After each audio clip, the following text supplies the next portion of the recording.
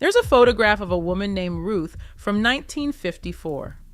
She is standing outside a church in Memphis, Tennessee, in a printed cotton dress, hat tilted forward, skin catching the afternoon light in a way that stops you when you look at it. She is 41 years old in this photograph. You would not guess 41. You would not guess anywhere near 41. She did not own a single product with the word serum on the label. She had never heard the word collagen used in a skincare context. She did not have a 10-step routine, a dermatologist, a chemical peel, or a subscription box arriving at her door every month. What she had was a bathroom shelf with 7 items on it. 6 of them cost less than $1. The 7th was a jar her sister sent from home every spring, and a set of rules so specific and so effective that the women around her all had the same face, the same smooth skin, the same unhurried aging, because they were all following the same rules. Rules passed mother to daughter in the same matter-of-fact way that a recipe was passed. No ceremony, no explanation. Just, this is how you do it. Now you know. Then the beauty industry arrived in Black women's lives with a specific message. What you have is not enough. What you are doing is not working. We have something better. It came in gold packaging. It came in full-page advertisements in Ebony magazine. It came with before and after photographs and clinical sounding language and promises that the jar on Ruth's bathroom shelf could not make because it was not trying to sell her anything. The industry did not offer better results. It offered doubt. And once a woman doubts what she has, she will buy what she is sold. This video is what Ruth had before the industry arrived. Before number 9, subscribe. This is exactly what this channel is here to make. Hit that button. Then let's go. Number 9, she washed her face with cold water in the morning. Warm water opened the pores. Cold water closed them. Ruth used warm water at night to cleanse, and cold water in the morning to wake the skin up and tighten what the night had loosened. This was not a technique she had read about. It was what her mother had shown her at the bathroom sink when she was 12. The cold water morning rinse does 2 things the dermatology industry now charges for. It reduces morning puffiness by constricting the blood vessels near the surface of the skin, and it briefly tightens the appearance of pores, which sit more open in the warmth of a bed and close under cold. It costs nothing. It takes 30 seconds. It requires no product. The global facial toning market, devices, mists, and serums designed to mimic the effect of cold water on the face, is now worth over $2 billion a year. Ruth ran the cold tap in the morning. Number 8. She never used the soap that came off the bathroom counter on her face.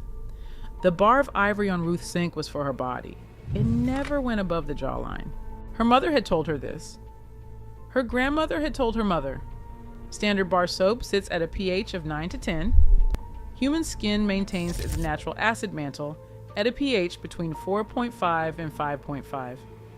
Washing the face with alkaline soap strips, that mantle disrupts the skin's moisture barrier, and in darker skin types, can trigger the overproduction of melanin as the skin attempts to repair itself, producing the dark spots and uneven tone that the skincare industry then sells correctors and brighteners to fix. Ruth never created the problem. She never needed the fix. The facial cleanser market is now worth over $15 billion a year. It was built on convincing women their faces were dirty in a way that water alone could not address. Ruth washed her face with water. Her skin never needed anything more because she never stripped it of what it already had. Number 7. She oiled her skin while it was still damp. Every morning after washing her face and every evening after bathing, Ruth applied whatever oil or butter she was using while her skin still held surface moisture, not dried off completely. Damp. She pressed a towel to her face and blotted once, and the oil went on immediately after. This was the rule in her household and in the households of every woman she knew. You do not moisturize dry skin. You seal the moisture that is already there. The mechanism is real, and it is documented.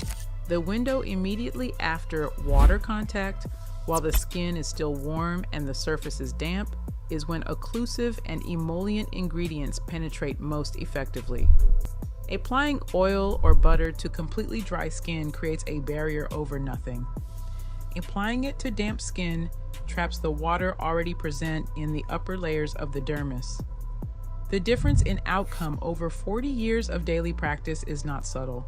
Modern skincare lines now sell this as the damp skin application method, presenting it as a recent discovery and packaging specific products to be used in the specific window. Ruth's mother had been doing it since before anyone printed it in a magazine. Number 6, castor oil on the edges. Every week. Along the hairline, where the hair meets the forehead and temples, the skin is thin. The follicles are delicate, and the hair is the first to thin. Ruth rubbed a small amount of castor oil into her edges every week without exception. She had been doing this since her 20s. The women in her family did it. The women on her block did it. Nobody called it a treatment. It was just maintenance. Castor oil is primarily ricinoleic acid, a fatty acid with documented anti-inflammatory properties. Research has found it supports circulation to the follicle and creates a protective barrier around the hair shaft at the scalp line. The FDA approves castor oil as safe for topical use, and it appears as an active ingredient in dozens of hairline and edge restoration products, now sold at prices between $20 and $60 per small bottle. Ruth bought a bottle of castor oil for 29 cents. It lasted 3 months. Her edges held for 60 years. Number 5, she slept on satin and never washed her face with hot water at night. 2 things happened in Ruth's house before bed, every night. The pillowcase on her bed was satin weave fabric, passed down from her mother, replaced when it wore thin. Never substituted for cotton because cotton had never been on her face at night in this family. And it was not going to start. Cotton fibers are rough at the microscopic level. 8 hours of that friction against the same side of the face, in the same position, in the same patterns, creates sleep compression lines that deepen into permanent creases over decades of repetition. Ruth's satin pillowcase cost $2. The silk pillowcase market now generates over $400 million a year, and the water she used to cleanse her face at night was warm. Never hot. Hot water inflames. In darker skin, inflammation means melanin response, and melanin response means dark spots. She had never been taught why hot water was wrong. She had been taught that it was wrong. The why came later. The result was the same either way. Number 4, beeswax and petroleum jelly on the lips every morning before leaving the house. Ruth did not leave the house with dry lips. Before the lipstick went on, a thin layer of something emollient went on first. Some mornings, it was the petroleum jelly on the bathroom shelf. Some mornings, it was a small piece of the raw beeswax her neighbor kept from the hives at the back of her property. The lipstick went over it. The lips have no oil glands. They cannot moisturize themselves. Every hour they are exposed to air, they lose moisture through evaporation, and the skin there, the thinnest and most delicate on the face, shows it loss faster than anywhere else. The vertical lines around the lip line that are now treated with filler and laser resurfacing begin with years of daily desiccation that a layer of beeswax costs nothing to prevent. Ruth's lips at 60 looked like her lips at 30. She never thought about why. She just never left the house without that layer in place. Before number 3, subscribe if you have not already. This channel exists to recover exactly this knowledge. It is right there. Number 3. She stayed out of the midday sun and never once thought of it as a beauty strategy. In Memphis in July, nobody with any sense was outside between 11 in the morning and 3 in the afternoon. Ruth did her outdoor work before 9 or after 4. She wore a wide-brimmed hat in the garden. She sat in the shade at church picnics. She walked on the shaded side of the street when she had a choice. This was not vanity. This was common sense about heat. It was also, without her knowing it, the single most effective anti-aging practice available to any woman in any era. Ultraviolet radiation is the primary driver of photoaging. The collagen breakdown, the loss of skin elasticity, the fine lines and pigmentation changes that are responsible for most of what we recognize as visible aging. Darker skin contains more melanin, which provides a natural SPF equivalent of approximately 13.4, a significant biological advantage. But melanin does not make skin immune to UV damage. It slows the process. Ruth's habit of seeking shade compounded the advantage she already had biologically. She was not depleting her head start. She was adding to it daily for 60 years. The global sunscreen market is worth over $11 billion a year. Ruth never bought a bottle. The shade was free. The hat was $1.95 at the dry goods counter. Number 2, raw shea butter on the driest places. The same jar every year along the hairline, the knuckles in winter, the elbows, the heels, the corners of the mouth when the cold came. Ruth had a small glass jar, no label, no brand name, that her sister sent every spring from their home county. Shea butter extracted from the nut of the shea tree, unrefined, pale yellow, with a faint earthy smell that meant it had not been processed into something more marketable. She used a small amount, melted between her palms, pressed into the skin in slow circles until it disappeared. Unrefined shea butter contains vitamins A, E, and F, phytosterols, and a concentration of fatty acids that support collagen production and skin barrier repair. Research published in the American Journal of Life Sciences documented its anti-inflammatory properties and its capacity to support the skin's natural elasticity. The global shea butter market is now worth over $1.7 billion a year. The same ingredient, rendered in a laboratory and sold in a frosted glass pot with a French name, costs $80 at a department store counter. Ruth's jar came from her sister. It cost nothing because it was family. Number 1, she did not believe a single thing the industry later told her was wrong with her skin. This is the one. In the 1950s, the campaign to tell Black women that their skin was a problem requiring correction was already decades old and accelerating. Bleaching creams containing mercury and hydroquinone ran full-page advertisements in every Black publication in America. Natanola, Palmer's Skin Success, black and white cream. The message was explicit, consistent, and deliberate. Your natural complexion is a flaw. We have the correction. What those advertisements were selling was not skincare. They were selling a belief.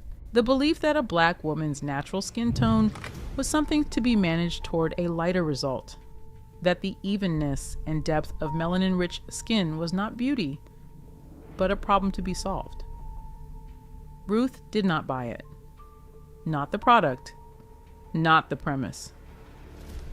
She had been raised by a woman who looked at her face and told her what it was. Not a project, not a before photograph waiting for an after. A face. Her face. Worth caring for, and worth leaving alone in the same breath. The 7 things on Ruth's bathroom shelf worked together because none of them were trying to fix something that was not broken. The cold water rinse and the damp skin application and the satin pillowcase and the hat and the jar from her sister. All of it was care, not correction. The distinction sounds simple. It is not simple. It is the thing the industry has spent billions of dollars trying to collapse. Because a woman who is caring for something she already believes is whole does not buy what a woman who is correcting a deficit will buy. She is not a growth market. She is not a customer waiting to be made. She is Ruth standing outside a church in Memphis in 1954, the afternoon light on her skin, 41 years old and looking not a year of it. The beauty industry did not bury these tricks because they did not work. It buried them because they worked too well to need anything else. Ruth's granddaughter still has the glass jar, the one her sister used to send. She orders unrefined shea butter online now, the same thing in a different container, and she uses it the same way Ruth used it. Damp skin, slow circles, until it disappears. She figured it out by herself, or thought she did. She did not figure it out by herself. She remembered it. Pick one thing from this list. Put it on your bathroom shelf this week. Come back in the comments and tell me what changed. The next video is ready. Look at any photograph from 1955. A church in Birmingham on a Sunday morning. A neighborhood block party in Memphis in July. Women in cotton dresses standing outside a grocery on a Tuesday afternoon. Look at the women. Not Lena Horne in a gown. Not Dorothy Dandridge on a magazine cover. The ordinary women. The one carrying bags home from the market on 4th Avenue. The one on the stoop talking to her neighbor. The one in the kitchen at 9 in the morning with the stove already warm. None of them are heavy. Not one. An entire community of women eating collard greens cooked in pot liquor, frying chicken in cast iron on Sunday, making cornbread from scratch, putting real butter on everything, and not one of them counting a single calorie, not one of them trying. That is not a coincidence, and somebody knew it. In 1955, the average black woman in America weighed somewhere in the range of 130 to 145 pounds. She did not have a gym membership, a step counter, a food journal, or a protein supplement. She had a kitchen, a table, and a set of habits so ordinary she never thought to name them. Neither did anyone else on her block because everyone was eating the same way. Then the food industry arrived in her neighborhood. It looked like progress. It came in packages with long shelf lives and low prices and advertising in Ebony magazine. It came with the promise of convenience and the language of modernity. What it actually came with was high fructose corn syrup, hydrogenated fat, and a snack drawer that never had to close. The habits that kept her slim cost nothing and required nothing. What replaced them cost billions every year and still isn't working. Before number 12, subscribe. This is exactly what this channel is here to make. Hit that button. Then let's go. Number 12. She never snacked. Not once. Between meals in a 1955 black household, the kitchen was not a place you went. You ate at breakfast, you ate at lunch, you ate at dinner. Between those 3 fixed points, hunger was not a problem that got solved with a handful of something from the pantry. It was evidence that dinner would taste good. This was not discipline. The snack food industry as it exists today was essentially non-existent. Doritos launched in 1966. The concept of individually packaged snack foods designed to be eaten between meals while sitting on a couch had not been invented yet. There was nothing engineered to pull her back into the kitchen at 3 in the afternoon. So she didn't go. Research published in Cell Metabolism in 2019 found that eating within a defined window and stopping the pattern that was simply how a household ran in 1955 reduced total caloric intake and improved metabolic function without any restriction on what was eaten. The intermittent fasting industry is now worth over $6 billion a year. It sells at a monthly subscription price the eating window that was simply how a house worked when there was nothing on the shelf designed to break it. She didn't have a protocol. She had a kitchen that closed. Number 11. She cooked everything from scratch, and the cooking was the portion control. The Sunday chicken in a 1955 black kitchen came from the butcher. It required 45 minutes on its feet before it became dinner. The collard greens had to be washed, stripped, and simmered for an hour. The cornbread had to be mixed and baked. Every meal was labor before it was food, and that labor had a quiet effect on everything that followed. A study in public health nutrition found that people who cooked at home most frequently consumed significantly fewer calories per meal than those who relied on prepared food, not because they were disciplined, because home-cooked food is structurally less calorie dense than its commercial equivalent. Because nobody making cornbread from scratch for a family of 6 is going to spend 40 minutes on a second batch just because the first one tasted good. The effort was its own portion control. The meal kit delivery industry is now worth over $20 billion a year. The fast food industry feeds a third of the country every single day. Both arrived by replacing what she was doing in that kitchen, not with something better, but with something cheaper to manufacture and easier to sell. She spent 45 minutes making dinner. She ate a reasonable amount of it. The kitchen closed. She was done until morning. The math was that simple. Number 10. The food she ate was real food with real fat, and the fat was the point. She cooked in lard. She put real butter on her cornbread. She made her greens with a ham hock, and the fat that rendered into the pot liquor was not a flaw in the recipe, it was the recipe. She did not read a fat gram on any label because it did not occur to her to read one. The fat was the point. Full fat meant full. In 1977, the United States Senate told her fat was the problem. She switched. She threw out the lard and bought vegetable shortening. She reached for the products that said low fat on the label because the government had told her fat was killing her, and she had no reason not to believe it. What she did not know, what almost nobody would know for 40 more years, was that the scientific record underneath those guidelines had been arranged. In 2016, a paper published in JAMA Internal Medicine found internal documents revealing that in 1965, the Sugar Research Foundation paid Harvard scientists to publish a review in the New England Journal of Medicine, concluding that sugar's link to heart disease was limited and shifting blame onto fat. The funding was not disclosed. One of those scientists later helped draft the 1977 dietary guidelines she was following. The lard she threw out cost 40 cents. The processed shortening that replaced it came loaded with partially hydrogenated vegetable oil.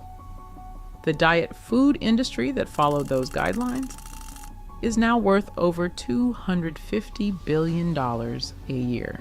She was not following bad advice because she was naive. She was following advice that had been arranged for her.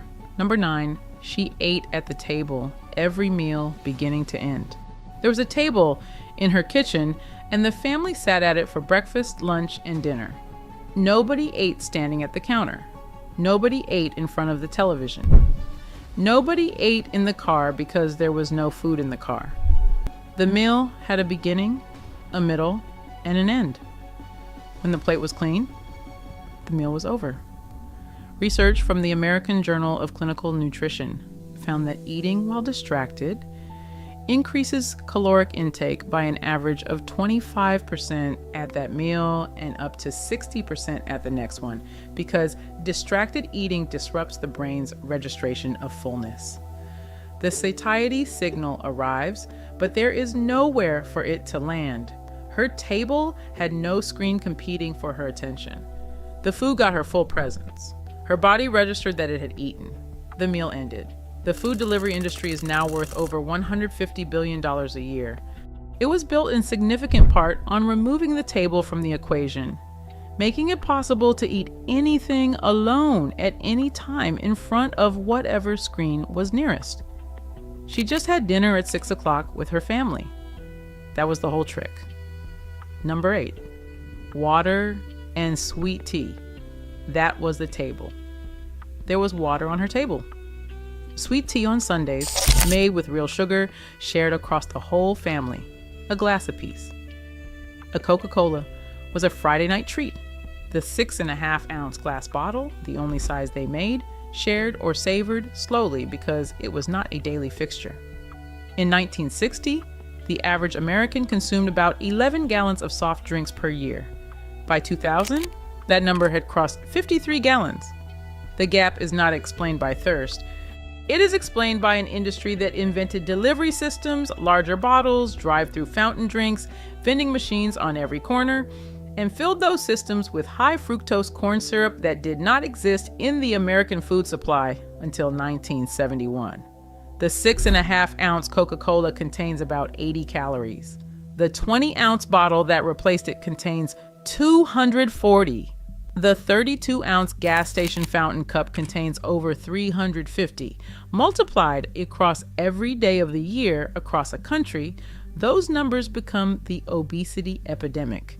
Not because anyone chose it, because the delivery system was built and the product was cheap, and the body did not have a defense against sweetness at that scale because the scale had never existed before.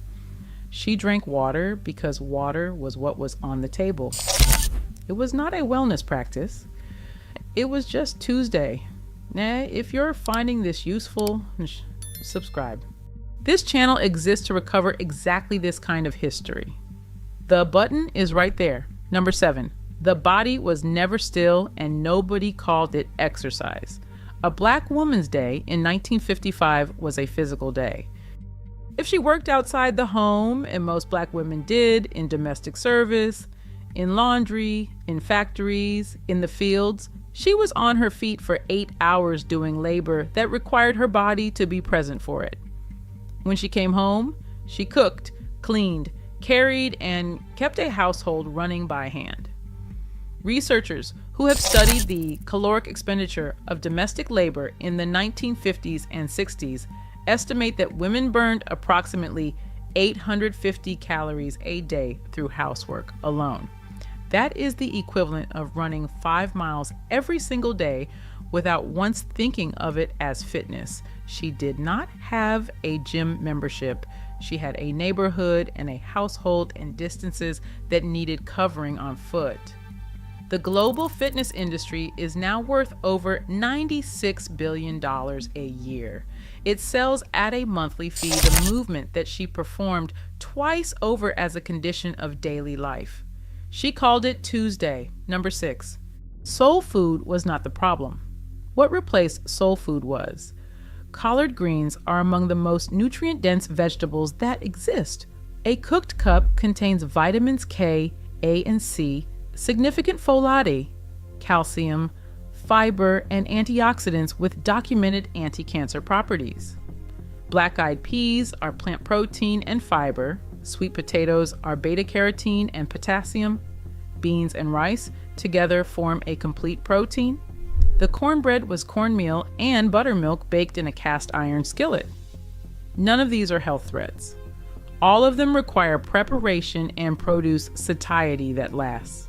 Starting in the late 1970s and accelerating through the 1980s, processed food manufacturers targeted Black urban neighborhoods with marketing campaigns documented in internal research from that era. The food that arrived was sodium-dense, sugar-added, and engineered. The macaroni from a blue box instead of a pot of whole milk and real cheese. The greens from a can instead of fresh cooked low and slow. The chicken from a drive-through instead of a cast iron skillet.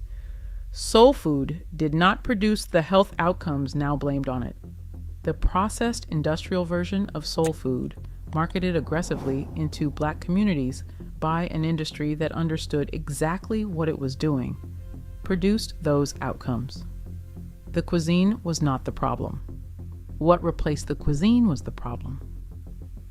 Number 5. Nothing went to waste, and the leftovers were already planned for.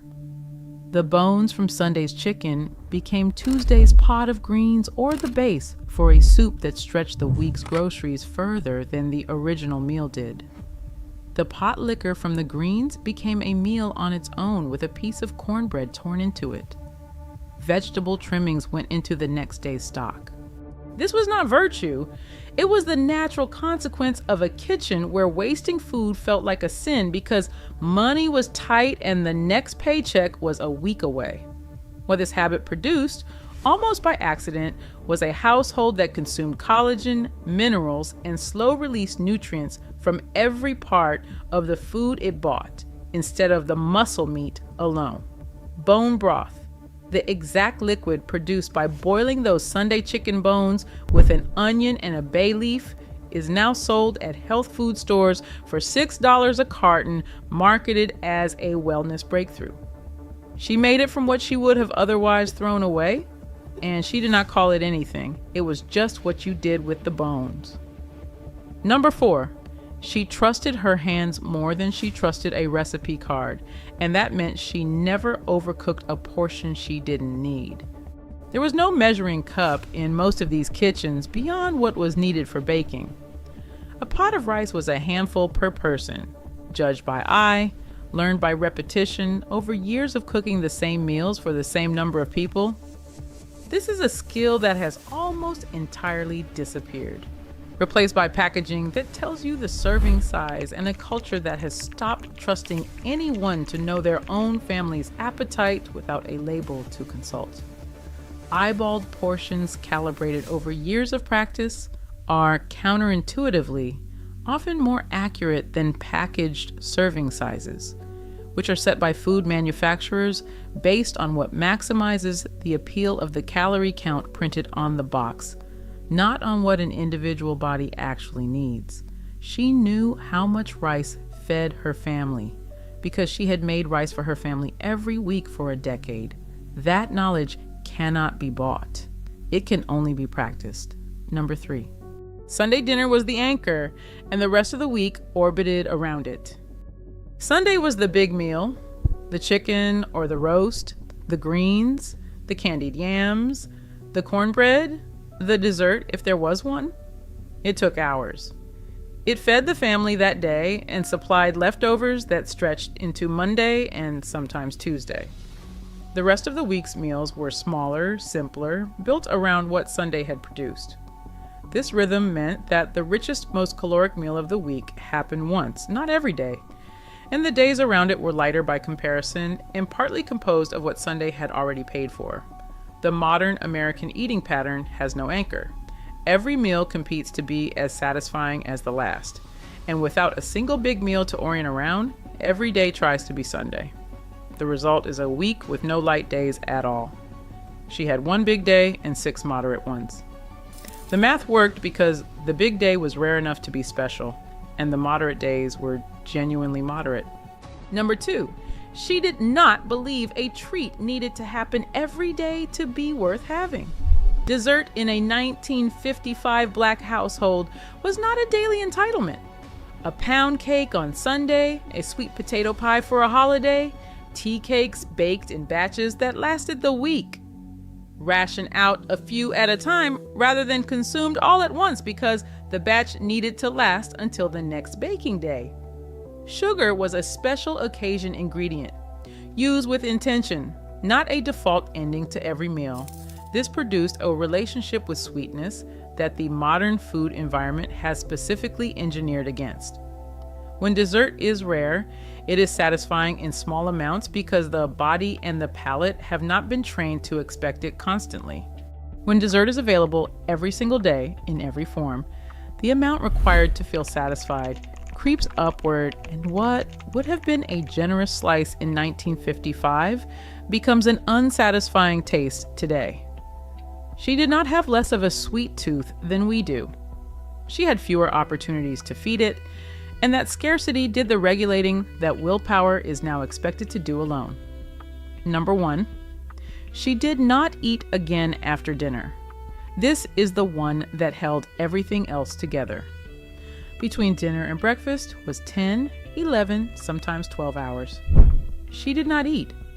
Not because she was disciplined, not because she had a protocol or a plan or a program with a name, because there was nothing in her kitchen engineered to pull her back into it.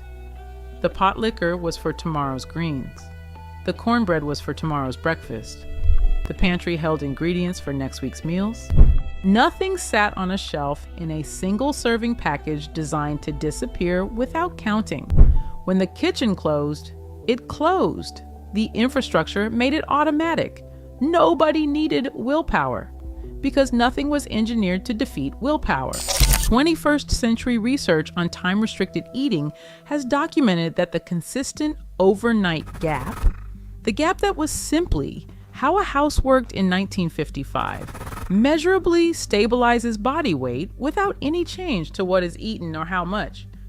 She was doing it every night. She didn't know she was doing it. It was just how the day ended. The diet industry spent 2026 charging people $60 a month for an app that tells them to stop eating at 8 o'clock. She stopped eating after dinner because that was when the kitchen closed. The kitchen closed because nothing had been built yet to require it to stay open. Look at those photographs again. The woman outside the grocery on 4th Avenue, the one on the stoop in the July heat, the one at the kitchen table with the stove already warm. She did not have a program. She did not have a plan. She did not subscribe to anything or count anything or track anything. She had a table and a kitchen that closed and food that was real and a body that moved all day and a block she walked to get wherever she was going. None of it cost more than the groceries. None of it required believing that the problem was her body. Before this knowledge disappears completely, I want you to have all of it in one place. Every beauty ritual, every health practice, every style standard, every piece of forgotten wisdom from the 1950s and 1960s that I have recovered on this channel is documented in the description below. What changed between her kitchen and ours was not what the human body needs. Those requirements have not changed. What changed was who got paid when those requirements were replaced with something they could manufacture and sell. Pick one thing from this list. Come back in the comments in a week and tell me what it did. The next video is ready. Look at any photograph of a Black woman from 1958. Look at the hair, not the style, although the style is its own subject. Look at the hair itself, the shine, the density, the way it holds whatever it has been set into for hours and hours without breaking down. Look at the woman in her 40s, then the woman in her 60s. The hair is still there. The hair is still thick. The edges have not retreated. The crown has not thinned. These women did not have a 6-figure hair care routine. They did not own a vitamin C scalp serum. They had not been to a trichologist or paid for a microbiome analysis of their scalp. What they had was a kitchen, a press and curl appointment every 2 weeks, and a system. Passed mother to daughter to granddaughter in beauty parlors and on porches and at the kitchen table on Saturday afternoons that produced results the modern hair care industry has spent 60 years and billions of dollars trying to replicate without ever quite matching. What they had was knowledge. And what happened to that knowledge between then and now was not that it stopped working. It got buried. Here are 8 things they knew before they were told to forget it. Number 8, they washed their hair once every 1 to 2 weeks, not more. In 1958, Black women did not wash their hair every day. They did not wash it every 3 days. The standard interval was 1 to 2 weeks, and frequently longer in the winter months when the air was dry and the hair needed every bit of natural oil it could keep. This was not because washing was inconvenient. It was because washing too frequently was understood, correctly, to strip the hair of the sebum it needed to stay flexible, hydrated, and intact. The American shampoo market grew through the 1970s and 1980s on the marketing premise that Black women should wash their hair more frequently. The advertising was direct. Cleaner is better. Squeaky clean was the goal. The reality, documented now in peer-reviewed dermatological research, is that the sebum on Black hair travels down the strand much more slowly than it does on straight hair because of the structural curl pattern, which means Black hair needs less frequent washing, not more. The longer interval gives the sebum time to migrate from the scalp down the length of the hair, naturally conditioning it as it goes. The Journal of Cosmetic Dermatology has published research confirming that infrequent washing, once every 1 to 2 weeks, is the dermatologically appropriate practice for tightly coiled hair textures. The grandmothers who passed this rule down were not being old-fashioned. They were applying observational knowledge about their own hair that the science would confirm decades later. The Black hair care market is now worth over $15 billion annually. A substantial portion of that revenue depends on the assumption that the hair needs to be washed more often than it actually does. Before number 7, I want you to have all of this in one place. Every piece of forgotten wisdom I have recovered is documented in the description below. Number 7. Coconut oil was the staple, applied to the scalp and the length, before any heat. On the dresser of nearly every Black woman in 1958, in a small jar or sometimes a tin, was coconut oil. Not a styling product, not a serum. A simple, single-ingredient kitchen oil that had been on dressers in Black households for generations, because it worked. She warmed a small amount between her palms, worked it through the scalp first with her fingertips, then drew it down the length of the hair before any styling, any heat, any setting. A 2003 study published in the Journal of Cosmetic Science compared coconut oil, mineral oil, and sunflower oil for their effects on hair.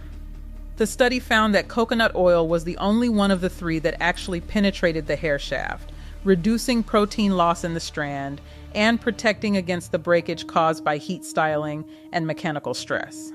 The molecular size and structure of coconut oil, specifically its lauric acid content, allowed it to enter the cortex of the hair where conditioning agents in modern products often only coat the surface. She did not know about lauric acid. She knew that coconut oil made the hair softer, easier to detangle, less prone to breaking when she pressed it. The science arrived 70 years later and confirmed she had been using the most effective penetrating hair oil available the entire time. It cost almost nothing. A small jar lasted months. Number 6. The hot oil treatment was a weekly ritual, not a luxury service. Once a week, sometimes twice if the hair needed it, the small bottle of oil, coconut, or olive, or a mix that included castor oil, was warmed over the stove until it was hot but not boiling, then applied to the scalp and worked through the length of the hair. A plastic cap went over it. A warm towel went over the cap. She sat under it for 30 minutes or an hour, sometimes longer, while she did something else. Cooked, folded laundry, read the paper. The mechanism is now well understood. Gentle heat opens the cuticle of the hair shaft, allowing the conditioning oils to penetrate more deeply than they would at room temperature. A study published in the International Journal of Trichology documented that pre-wash oil treatments significantly reduce hygrofatigue, the damage caused by hair repeatedly absorbing and releasing water during washing. The pre-wash oil treatment is now a luxury salon service offered at $60 to $120 per treatment. She did it on Saturday afternoon with whatever was on the shelf and a kitchen towel. Number 5. Castor oil on the edges. Every night, no exceptions. The bottle of castor oil sat on the bathroom shelf and went into a fingertip every single night before bed. She massaged it into her edges, the fine hair along the hairline, the temples, the nape, the areas that thin first under tension and grow back slowest. The massage itself took 30 seconds. The bottle lasted 3 months. Castor oil contains approximately 90% ricinoleic acid, a compound that produces anti-inflammatory effects at the scalp level and creates conditions favorable to follicular function. A 2022 review published in Dermatology and Therapy found that scalp massage alone, performed for 4 minutes daily over 24 weeks, measurably increased hair thickness in study participants. She was doing both simultaneously, the castor oil and the massage, without a study to reference, because her mother had told her to and her mother's edges had always been intact. The hair growth supplement market is now worth over $1 billion globally. Castor oil at a beauty supply store cost $3 for 4 ounces. She knew which one worked. The science confirms it. Number 4. The satin or silk scarf at night, every night, without exception. Before bed, the hair was wrapped, either in a satin scarf tied at the front or in a silk pillowcase, or both. This was not vanity. This was friction management. Cotton pillowcases pull moisture from the hair throughout the night and create mechanical friction against the strands as the head moves, causing micro breakage that accumulates over weeks and months into visible damage. Silk and satin have a smooth surface that allows the hair to glide rather than catch. The scarf was not optional. It was as automatic as brushing teeth before bed. A black woman in 1958 did not get into bed without wrapping her hair, because the woman who had taught her how to take care of her hair had been wrapping hers since she had hair to wrap, and the woman who had taught that woman had done the same. The knowledge transferred without explanation. The silk bonnet industry now sells at $15 to $40 per piece, marketed as a hair care innovation. The innovation is approximately 150 years old in Black households. Before number 3, subscribe. This is exactly what this channel exists to recover. Hit that button. Then let's go. Number 3. The press and curl was a measured technique, not an aggressive heat application. The press and curl, the standard styling method for black hair in this era, was not a destructive process when performed correctly. The hot comb went through hair that had been thoroughly oiled with grease that contained beeswax, petrolatum, and a small amount of mineral oil, a composition specifically designed to coat the hair shaft and protect it from direct contact with the heated metal. The temperature was controlled. The comb did not linger on any one section. The technique was learned over years from women who knew exactly how to hold the comb, exactly how long to count, exactly how to recognize the smell of hair that was being damaged versus hair that was being styled. The chemical relaxer industry, which began aggressive marketing into black communities in the 1960s and exploded through the 1970s and 1980s, replaced this skill-based, heat-protected styling method with a chemical alternative that required no skill and produced permanent structural changes to the hair. The marketing framed the chemical relaxer as modern, convenient, and professional.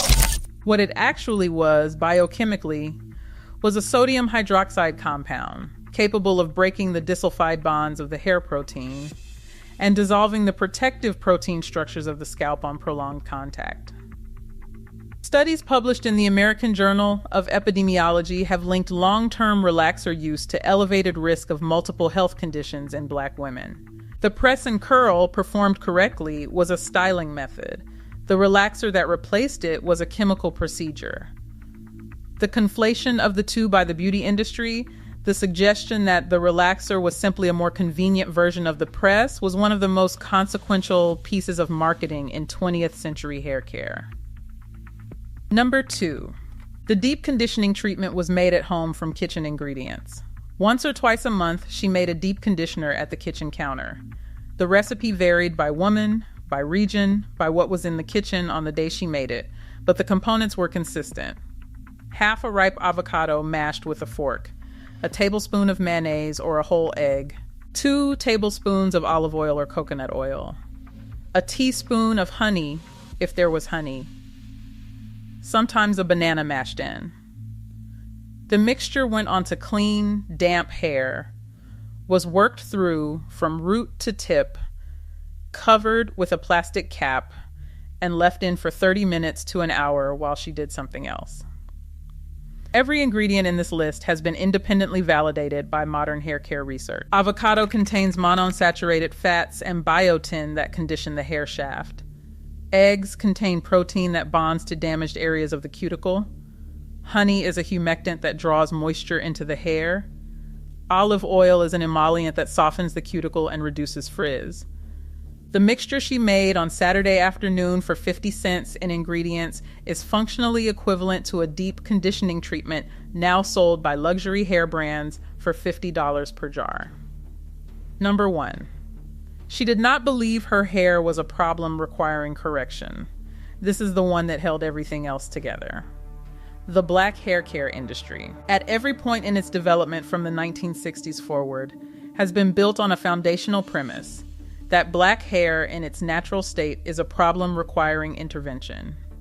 The intervention has taken different forms in different decades. Relaxers, perms, weaves, extensions, keratin treatments. The constant rotation of products promising to fix a deficiency that was never actually a deficiency. The premise has remained consistent. There is something wrong with your hair. Buy this product to address it. The woman in the photograph from 1958 did not agree with this premise. She had been taught by her mother, by her grandmother, by the women in the beauty parlor on Saturday afternoon, by the older women at church who took her aside and showed her how to do things. That her hair was something to be cared for, not corrected. The care was elaborate, the care was skilled, the care took time. But the underlying assumption was that what grew from her head was good, was worth maintaining, and would respond to the right treatment with health and length and density. This belief was not abstract. It produced specific behaviors. She invested in tools, the right brush, the right comb, the satin pillowcase, the press oil, because the hair was worth investing in. She gave the hair time, the weekly oiling, the monthly deep treatment, the careful Sunday night setting, because the hair deserved time. She protected the hair from things that would damage it: overwashing, cotton at night, excessive heat, harsh chemicals, because the hair was worth protecting. The entire system was downstream of a single belief: this hair, my hair, is worth all of this. She passed this assumption to her daughter in most cases. The chain broke somewhere in the late 1960s and through the 1970s, when the marketing budgets of the black hair care industry grew large enough to drown out the inherited knowledge, and a generation of black girls grew up being told their hair was the problem before they were old enough to evaluate the claim independently. The hair was straightened so it would be acceptable. The natural texture was treated as an obstacle. The maintenance practices that had kept their grandmother's hair healthy were dismissed as old-fashioned, while the chemical treatments that damaged it were framed as modern and aspirational. The natural hair movement that began in the late 1990s and accelerated through the 2000s and 2010s is, in many ways, the slow return of women to what their great-grandmothers had always known. The water only washes, the pre-poo oils, the protective styling, the wrapping at night, the deep conditioner made from food. None of it is new. All of it is recovered, passed forward again, in beauty parlors and on YouTube channels and in conversations between mothers and daughters, the same way it had always traveled before the industry tried to interrupt the transmission. The $15 billion black hair care industry is now adjusting its marketing to embrace the natural hair movement it spent 40 years trying to suppress. The bottles are being relabeled. The ingredients are being highlighted. The same companies that sold the relaxer in 1985 are now selling the leave-in conditioner in 2025. The marketing language has changed. The product margins have not. The women in those photographs from 1958 are not surprised. They are not vindicated.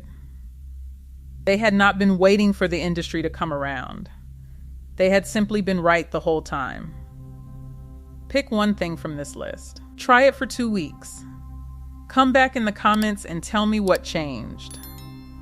The next video is ready. Walk into any black household from 1955 and you would find a kitchen half the size of what we build today. A smaller refrigerator, fewer cabinets, a fraction of the counter space. And somehow that kitchen always looked ready. Always looked like the day was already under control before anyone had even poured the coffee. Today, the average American kitchen is nearly twice as large, and yet the counters are buried. The drawers will not close. The pantry looks like a warehouse aisle after an earthquake. It was not the kitchens that got worse. It was the system that ran them. The one nobody wrote down because nobody needed to. It traveled the way the most important knowledge in black households always traveled. Mother to daughter, in the kitchen, while the work was happening. Not in a book. This was not survival improvisation. This was infrastructure. A complete, silent, repeatable system for running a household with almost nothing, that produced order so consistent it looked effortless to anyone who didn't understand what was underneath it. Before number 12, subscribe. This is exactly what this channel is here to recover. Hit that button, then let's go. Number 12, the one in, one out rule, except there was rarely a one in to begin with. She never called it that. She did not read an organizing book or watch a decluttering video. None of that existed yet, and even if it had, she would not have needed it. She understood instinctively that her kitchen had a fixed amount of space, and that space was not negotiable. When a new pot came in, an old one went out, usually to a younger relative just starting their own household. Because nothing in a Black household from this era left circulation entirely. It moved sideways to someone who needed it. For many Black families in the 1950s, this discipline was not optional the way it might have been in a wealthier household. Money was tighter. Credit was harder to access. The margin for error in household spending was thin. So the habit of keeping only what served a purpose was both a domestic philosophy and a financial necessity. And the two reinforced each other until neither one needed explaining. Number 11. Dishes were washed immediately. There was no pile and no soaking overnight. In a generation that largely did not own dishwashers, the idea of letting dishes sit in the sink would have been unthinkable. Food hit the plate. The family ate. Before the table was fully cleared, the hot water was already running. Wash, rinse, dry, put away. 15 minutes from last bite to empty sink. What this protected went beyond the dishes themselves. A clear sink kept the surrounding countertops clear, because when the sink fills, the overflow lands everywhere else. Cutting boards against the backsplash, pots balanced on trevettes, the whole kitchen beginning to drift. The clean sink was the anchor. And for a woman who often worked outside the home all day, in domestic service, in a factory, behind a sewing machine, coming home to a kitchen that had to be fought with before dinner could even start was not a luxury she could afford to create for herself the next morning. Number 10. The nightly wipe down before bed, without exception. Every evening after the dishes were done and the leftovers were put away, there was one final step that nobody skipped. The counters wiped clean. The stove top wiped clean. The table cleared down to the salt shaker. The dish towel rinsed, wrung out, and hung to dry. The kitchen that greeted her in the morning was the same kitchen that had been put to rest the night before. Walking into a clean kitchen at 6 a.m. felt like the day was already under control. And in a household where the day ahead might include work outside the home, church responsibilities, the care of children, and the management of a tight budget, that feeling of starting ahead rather than starting behind was not a small thing. It was the difference between a manageable day and an overwhelming one, decided the night before. In 15 minutes, nobody thought to call discipline. Number 9. The counter was a workspace, not a display. In the 1950s and 60s, the counter was sacred space. The toaster lived in a cabinet and came out only when toast was needed. The mixer came out for baking day and went right back. If it was not being used right now, it did not belong on the counter. The surface existed for chopping, rolling, kneading, and assembling, not for storing things that looked nice. This habit alone, adopted today, would clear most of the visible clutter in a modern kitchen in a single afternoon. No organizer needed, just the willingness to put things away. For a woman managing a household with limited storage, and an even more limited budget for the kind of decorative kitchen items that would later become standard, an empty counter was simply the only sensible way to run a workspace that had to do everything, every day, with no room for anything ornamental. Number 8. A small, curated set of cooking tools, each one doing 5 jobs. A typical Black household in the 1950s ran its entire kitchen on maybe a dozen tools. 2 or 3 good knives, a couple of wooden spoons, one large cast iron skillet, the single most important object in the kitchen, present in nearly every Black household of this era, regardless of region or income. 1 medium saucepan, 1 stock pot, a baking sheet that was essentially the whole collection, and every single meal got cooked from scratch with it. The cast iron skillet alone could sear, bake, fry, braise, and travel from stovetop to oven.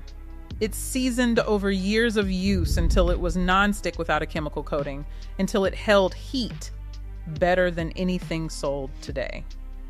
Until it had been handed down through at least 1 generation and was expected to outlast the woman using it. When each tool does 5 jobs, you only need 1/5 of the tools. The kitchen stayed lean because the equipment stayed lean, not as a minimalist aesthetic choice, but because buying a dedicated garlic press or a melon baller was money that could not be justified when the chef's knife already did the job. Before number 7, subscribe if you haven't already. This channel goes where the history actually is. The button is right there. Number 7, shopping with a handwritten list, and nothing went in the cart that wasn't on it. Saturday morning, the kitchen table. The weekly menu, often pinned to the inside of a cabinet door or kept in a small notebook, got consulted, and the list got written based on exactly what those meals required and nothing else. Flour, a whole chicken, a dozen eggs, greens, 2 cans of something. For a Black family in 1955, this was not a budgeting technique adopted out of thrift consciousness. It was frequently the only way the week's groceries fit inside the week's wages.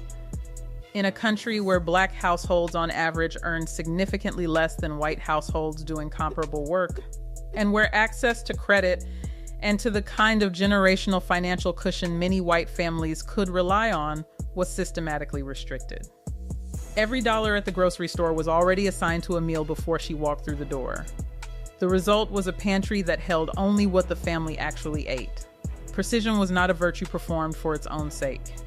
It was the only system that worked. Number 6, everything stored in matching, uniform containers. Flour into a labeled tin canister.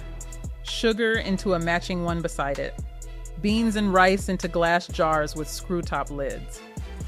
Whatever a family could collect, sometimes from a relative who'd upgraded hers, sometimes saved and bought one at a time, eventually formed a uniform set that lined up like books on a shelf. This produced more than tidiness. Uniform containers eliminate the gaps that mismatched packaging creates, meaning a shelf of matching jars holds significantly more food than the same shelf stacked with plastic bags and cardboard boxes. The jars sealed better too, which meant flour stayed fresh longer in a kitchen that might run hot in the summer with no air conditioning. And pantry moths had nowhere to get a foothold. And there was a quieter benefit. She could see exactly how much of everything she had. At a glance, in a household where running out of a staple midweek without the money to make an unplanned trip back to the store was a real and recurring risk. Number 5.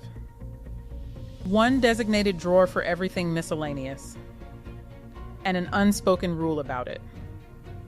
Every home has a junk drawer. The difference in a well-run 1950s kitchen was that there was only one, and it had a rule. If the drawer would not close easily, something had to leave before anything new went in. Everything else in the kitchen had a specific permanent address. Scissors lived in the second drawer. The can opener hung on a hook inside the cabinet door. Matches sat in a tin above the stove. Nothing migrated because everything already had a home. In a household with maybe 4 drawers total, a number of kitchens in this era had even fewer. There was no room for 5 junk drawers to develop the way they do in a modern kitchen with 20 cabinets and still somehow no order. 1 junk drawer is a system. The constraint forced the discipline, and the discipline outlasted the constraint because it had become simply how the kitchen worked. Number 4, groceries put away within 15 minutes of walking through the door. No exceptions. When she came home from the market, often having carried the bags herself, on foot or by bus. Because the family car, if there was one, was usually with her husband at his job, The bags did not sit on the counter while she handled something else first. Everything went directly from the bag to the shelf, the icebox, or the bin before the next activity began. The cascade effect of skipping this is real and immediate. Bags left on the counter claim the workspace. Other items that should go on the counter have nowhere to land, so they move to the table. The table fills, so the mail goes to a chair. Within an hour, one set of unpacked groceries has created clutter in 3 separate places. The 15-minute habit of putting everything away immediately, while it was already in her hands and the trip was already fresh, cut that chain before it could start. It was not negotiable, because there was no slack in the day to come back and fix it later. Number 3, repair instead of replace, as a near universal rule rather than an occasional choice. When a knife got dull, it got sharpened on a whetstone kept in the back of a drawer. When the cast iron skillet lost its seasoning, it got re-seasoned with a thin layer of lard and a hot oven. A ritual every woman in this community knew by heart because her mother had taught her, and it could not be skipped without consequence. When the wooden spoon handle cracked, it got sanded smooth. When apron strings frayed, new ones got sewn on the machine in the corner of the bedroom, by hand. Because a sewing machine in a Black household of this era was often one of the most valuable pieces of equipment a family owned, and frequently the way a woman supplemented household income by taking in alterations from neighbors. This habit kept the kitchen from accumulating because the replacement cycle barely existed at all. It was not always a preference. In an economy where Black families were paid less for the same work, charged more for credit when they could access it, and excluded from the kind of equity-building homeownership that allowed many white families to absorb a broken appliance as a minor inconvenience. The alternative to repair was frequently doing without. The skillet that got re-seasoned instead of replaced is the same skillet still in some families' kitchens 70 years later. It still has its shape. Nothing made today hangs, or sears like that. Number 2, use every scrap before buying anything new. Vegetable trimmings from Tuesday's dinner became the base for Wednesday's pot of greens. Stale bread became bread pudding or was cubed and dried for stuffing. The last of Sunday's chicken got sliced thin for Monday's sandwiches, or simmered into a soup that stretched 2 more meals out of a single bird. Nothing was wasted, because waste was not affordable, and in many Black households of this era, it was treated as something closer to a moral failure than a financial inefficiency. What this produced, almost as a side effect, was a refrigerator and a kitchen that stayed naturally organized. No mystery containers, no half-used jars expiring quietly behind the milk. Everything that came in went back out within a day or 2, transformed into something else. The bones from Sunday's roast becoming Tuesday's broth was not a recipe trend rediscovered decades later by a wellness industry selling it back at $6 a carton. It was Tuesday. It was what you did with the bones, because the bones were there, the stove was already on, and throwing food away felt like a sin she could not afford to commit twice. Number 1, the seasonal kitchen purge, once or twice a year, with total honesty about what stayed. Spring cleaning meant something literal. Time to the first warm week when the windows could be thrown open, every shelf emptied, every drawer pulled out, surfaces scrubbed bare. Then, one item at a time, things went back. Only the things that had earned their place. The chipped mug nobody used went to whoever could use it, or to the church donation table. The bent whisk got discarded. The plastic containers with missing lids got sorted, matched, and the orphans thrown out. The spice jars got checked, and anything that had lost its smell got replaced. This was the fail-safe that kept all the other habits honest. Even if small bits of clutter had crept in over the year, the purge caught them and reset the baseline. It forced a simple, unsentimental question for every item on every shelf. Did I use this in the last year? If the answer was no, it left. There was no keeping things just in case, because in a household with this little margin, just in case was a luxury that belonged to someone else's life. This is the system. Not romantic, not aesthetic. A set of household disciplines, repeated so consistently they became invisible, built inside real economic constraint and real exclusion from the credit, the home ownership, and the generational wealth that allowed other American families to be careless with their kitchens and call it abundance. She did not think of this as a method. She thought of it as Tuesday and Wednesday, and every day the household needed tending. Her daughter learned it standing next to her, not from a manual. And somewhere along the way, in the move toward convenience appliances and credit cards and bigger kitchens with more room to hide disorder, the system stopped getting passed down on purpose, and it started disappearing the way all unwritten knowledge disappears. One generation that simply wasn't shown. Before this knowledge disappears completely, I want you to have all of it in one place. Every beauty ritual, every health practice, every style standard, every piece of forgotten wisdom from the 1950s and 1960s that I have recovered on this channel is documented in the description below. None of these 12 habits required money she didn't have. None of them required a label, a system, or a name. They required only what she had been shown, and the discipline to keep showing it to the next person standing beside her in the kitchen. Pick one. Start this week. Tell me in the comments what changed. The next video is ready. Her name was Evelyn. In the summer of 1963, she left the house in Atlanta at 6 in the morning. She walked 4 blocks to catch the bus that took her across town to the house where she cooked, cleaned, and cared for another family's children from 7 until 4.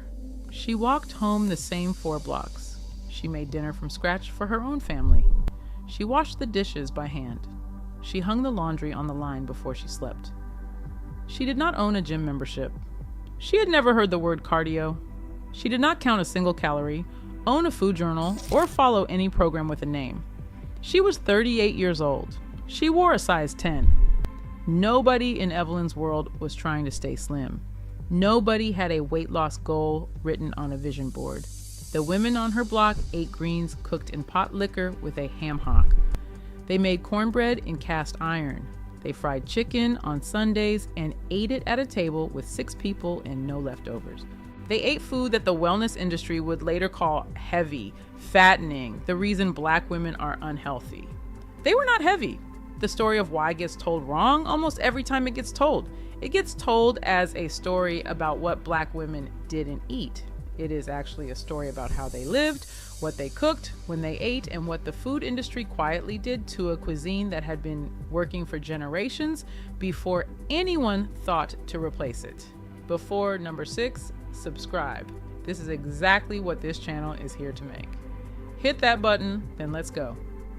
Number 6. The body was never still. Evelyn's day was not a day of exercise. It was a day of work. In 1965, the majority of Black women employed outside the home were doing domestic labor, cleaning, cooking, carrying, laundering, lifting, for wages that in the Deep South could be as low as $20 a week. Inside their own homes, they did the same labor again. Researchers at the University of South Carolina calculated that housework in the 1960s burned approximately 850 calories per day for women, not from a workout, from wringing out wet laundry, scrubbing floors on hands and knees, carrying groceries 4 blocks from the market, standing over a stove for 2 hours at the end of a day that had already been 8 hours long. The global fitness industry is now worth over $96 billion a year. It sells at a monthly fee the movement that Evelyn performed twice over every single day as a condition of survival. She didn't call it exercise. She called it Tuesday. Number 5. The kitchen closed after dinner every night. When Evelyn's family finished eating, the kitchen closed. The food went away.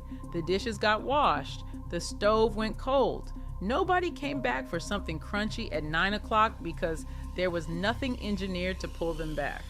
The pantry held flour, cornmeal, dried beans, and whatever produce came in that week. None of it was designed to be eaten out of a bag while sitting in front of a television. Research published in Cell Metabolism in 2019 found that consistent meal timing, eating within a defined window, and stopping reduced total caloric intake and improved metabolic function without any restriction on what was eaten. The body optimizes around predictability. It needs the gap between the last meal of the day and the first meal of tomorrow to regulate blood sugar, process what was eaten, and reset. Evelyn's kitchen closed at 8. Her body got that gap every night without anyone calling it intermittent fasting. The intermittent fasting industry is now worth over $6 billion a year. She never bought a single product from it. She just put the food away and went to bed. Number 4, soul food was not the problem. What replaced it was. This is the part that needs to be said plainly because it has been said wrong for 50 years. The original soul food that Evelyn cooked was not the cuisine that gets blamed for Black health outcomes today. It was not the same food. A pot of collard greens simmered low with a smoked ham hock for 3 hours is not a health threat. Collard greens are among the most nutrient-dense vegetables that exist. A single cooked cup contains vitamins K, A, and C, significant folate, calcium, fiber, and antioxidants with documented anti-cancer properties.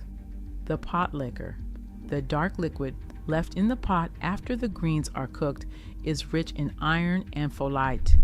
Black women had been drinking it as a tonic for generations before anyone in a laboratory confirmed what it contained. Black-eyed peas are plant protein and fiber. Sweet potatoes are beta-carotene and potassium. Beans and rice together form a complete protein without a gram of processed ingredient. The cornbread was made from cornmeal and buttermilk and cooked in a cast iron skillet. These were not convenience foods. They were slow foods. They required time and attention, and a body that knew what it was doing. The shift happened in the 1970s and 1980s. Processed food manufacturers began targeting Black neighborhoods specifically. Marketing research from that era documented that companies, including major fast food chains and packaged food brands, concentrated their advertising campaigns in Black urban communities, knowing that economic pressure and limited access to fresh food markets made processed, shelf-stable, cheap food the practical choice. The food that replaced what Evelyn cooked was not soul food. It was sodium-dense, sugar-added, nutrient-depleted, engineered food that looked like the original and did the opposite. The macaroni that came from a blue box instead of a pot of whole milk and real cheese. The greens from a can with added salt instead of fresh cooked in a pot with vegetables. The chicken from a drive-thru instead of a cast iron skillet with the bones still in. Soul food did not make Black women heavy. The processed version of soul food, marketed aggressively into Black communities by an industry that understood exactly who it was selling to, did. Number 3, they ate one plate and they ate it at the table. Sunday dinner in Evelyn's house meant everyone sat down at the same time. There was one plate of food. The portions were what they were because the pot held what it held, and there were 6 people at the table. Nobody had a second portion because there was none to be had. Nobody ate standing at the counter. Nobody ate in front of the television. This is not a small thing.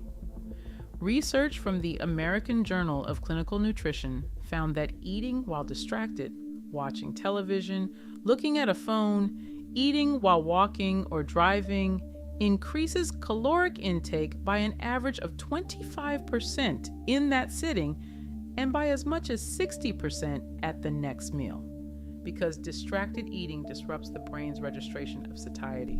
The fullness signal arrives, but has nowhere to land. Evelyn's table had a beginning and an end. When the plate was clean, the meal was finished. Nobody asked whether that was enough because the question hadn't been invented yet. The plate was full. The plate had always been enough. The food delivery industry in America is now worth over $150 billion a year. It was built in significant part on removing the table from the equation, making it possible to eat anything, anytime, alone in front of whatever screen was nearest. The table was not just furniture. It was portion control that required no counting and no willpower. Evelyn just called it dinner. Number 2, she drank water. That was it. There was water on Evelyn's table, sometimes sweet tea on a Sunday, made with real cane sugar in a glass, shared across 6 people, sometimes lemonade from actual lemons in the summer. A Coca-Cola, the 6.5-ounce glass bottle, was a treat at the end of the week, not a daily fixture. In 1960, the average American consumed about 11 gallons of soft drinks per year.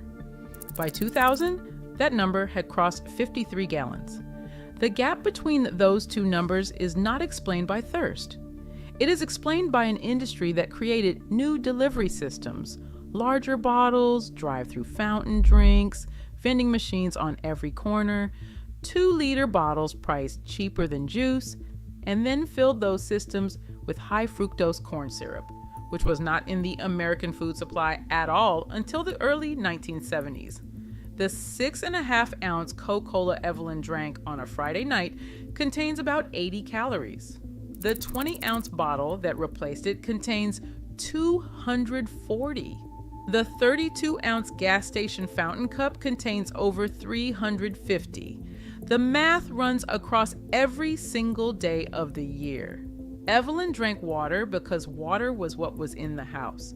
It was not a wellness choice. It was just the table, number 1. She never believed the food her grandmother taught her was the problem. This is the one.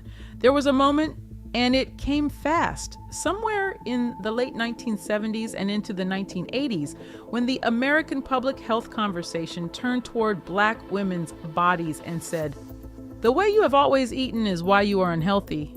The greens, the beans, the cornbread, the soul food, that is the problem." The women who heard this message did not recognize themselves in it. Evelyn had been cooking her mother's recipes her entire adult life, and her body had held steady. But the conversation was loud, and the packaging was convincing, and the alternatives were cheap. And one by one, the old habits began to give way to what the industry was selling. She bought the low-fat margarine instead of the lard. She bought the boxed mac instead of making it from scratch. She bought the canned greens instead of the fresh ones, because by the 1980s, the fresh ones cost more, and the store that sold them had moved further away. The food dessert did not appear by accident. The grocery stores that stock real produce moved out of Black neighborhoods at exactly the same rate that fast food and convenience stores moved in. That movement has been documented by urban planning researchers across dozens of American cities. What replaced Evelyn's kitchen was not a better version of what she had. It was a cheaper version, designed for someone else's profit, marketed to her as progress.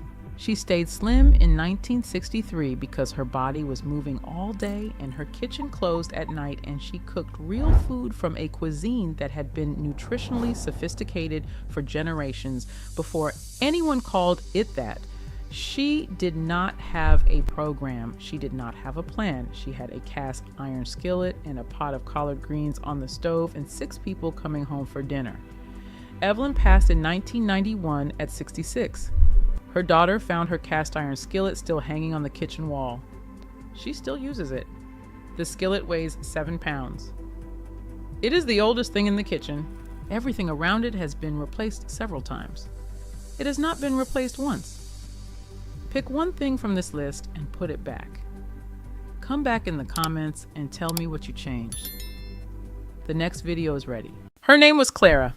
In 1962, she stood on the front steps of her house in Birmingham, Alabama in a yellow cotton dress, her hair pinned back, skin smooth and unlined in the afternoon sun.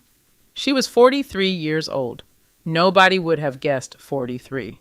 The woman in the photograph beside her, a white neighbor, Same age, same neighborhood, looked a decade older. Same son, same years, same life. Clara did not have a skincare routine.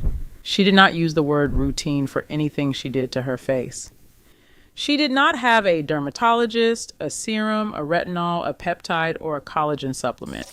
She had a jar of Vaseline on the bathroom shelf, a bar of soap she used on her body but not her face, a bottle of cocoa butter she bought for 50 cents, and a small pot of shea butter her mother sent from her cousin's family in Georgia every spring, rendered and packed in a glass jar, no label.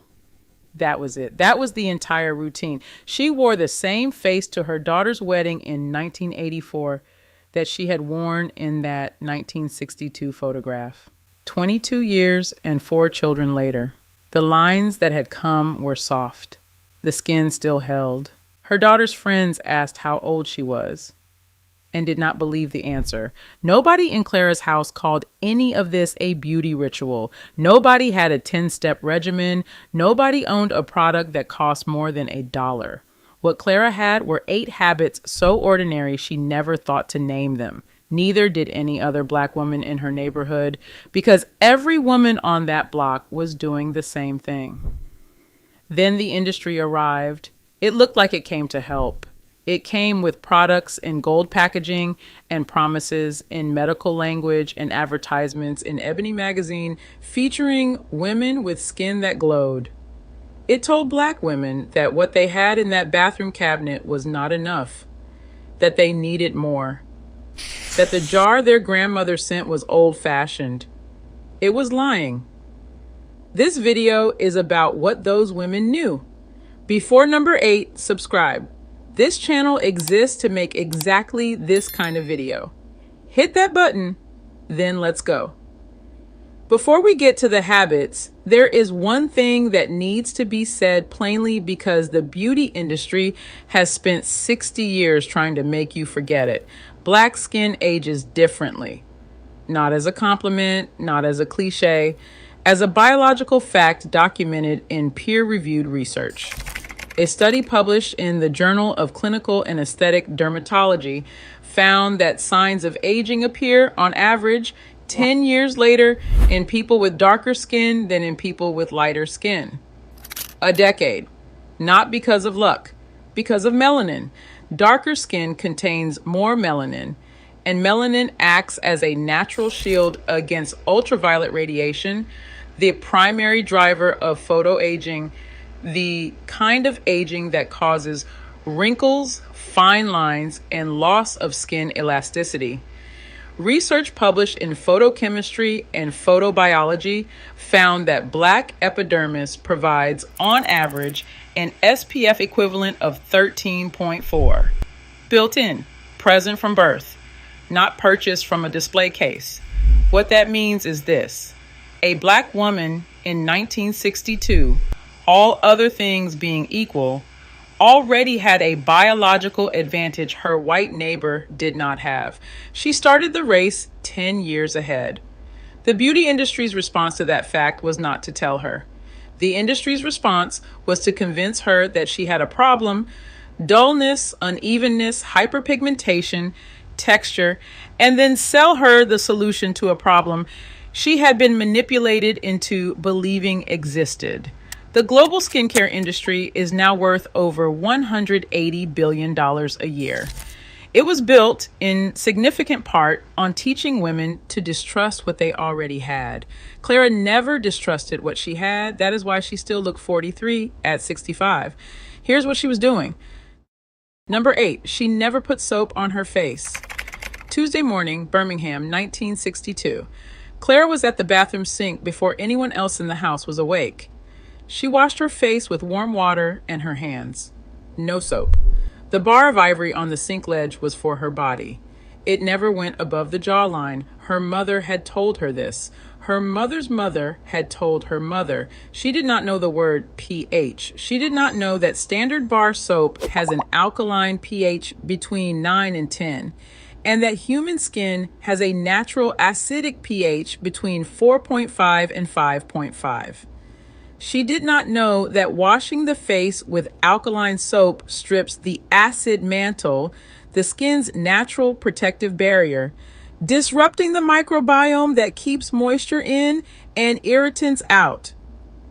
She did not know that disrupting the acid mantle in darker skin types can trigger post-inflammatory hyperpigmentation, dark spots, as the skin's melanocytes overreact to the assault.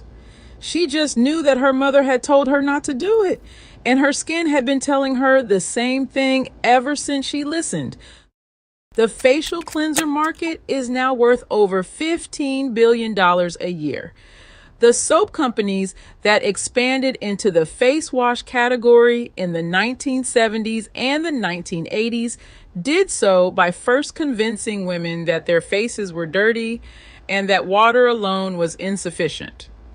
Neutrogena, Oil of Olay, and a dozen competitors launched specifically to solve the problem of the unwashed face. The problem had been manufactured by the companies selling the solution. Clara washed her face with warm water for 40 years. Her skin held its barrier. Her melanin did its job. Nothing disrupted the system that was already working. It was just Tuesday morning. Number 7, Vaseline was the last thing she put on her face at night. After she washed her face at night with warm water and her hands and nothing else, Clara opened the jar of Vaseline on the bathroom shelf. She took the smallest amount, less than a pea, rubbed it between her fingertips until it went clear, and pressed it lightly across her forehead, her cheeks, the corners of her eyes. Not thick. Barely there. Then she went to bed. She did not call this anything. It was just what you did. Vaseline's own website now acknowledges what dermatologists have started saying publicly. Slugging, the practice of applying a thin layer of petrolatum as the final step in a nighttime skincare routine, has been a tradition in Black households for decades. The beauty industry did not invent it. They rebranded it, packaged it in frosted glass, charged $45 for a jar, and sold it back to the women whose grandmothers had been doing it for nothing. A 2015 study published in the Journal of Allergy and Clinical Immunology found that petrolatum increased the thickness of the outermost skin layer and stimulated production of filaggrin and loricrin, two proteins essential to the skin's barrier integrity. It stopped up to 98% of transepidermal water loss overnight. That is the process that keeps skin plump, elastic, and unlined. A 35-cent jar at the corner pharmacy. Clara bought one every 3 months. The luxury skincare market, serums, overnight masks, and barrier creams with ingredients that approximate what petrolatum does for a fraction of the molecular efficiency is now worth $50 billion a year. The jar has not changed. The price has. What changed is who was allowed to profit from knowing it worked. Number 6, cocoa butter on damp skin. Always damp. When Clara stepped out of her bath in the evening, she did not dry off completely. She pressed the towel to her face and blotted. Her body was still warm, still slightly damp, when she reached for the Palmer's cocoa butter on the shelf beside the tub. She rubbed it in while her pores were still open and the surface water was still present on her skin. She did this every night without exception. Her mother had done it. Her grandmother had done it. She did not know the term transepidermal water loss. She did not know that the window immediately after bathing, while the skin is still warm and slightly wet, is when occlusives and emollients penetrate most effectively, locking the surface moisture into the dermis before it evaporates. She did not know that cocoa butter contains phytosterols and fatty acids that support the skin's lipid barrier, or that a 2010 study found regular cocoa butter application associated with measurably improved skin elasticity in women over 40. She just knew that her grandmother had told her you moisturize on damp skin, not dry, and that if you waited until your skin was dry, you had already lost the fight. Palmer's cocoa butter launched in 1840. The product she used was not new.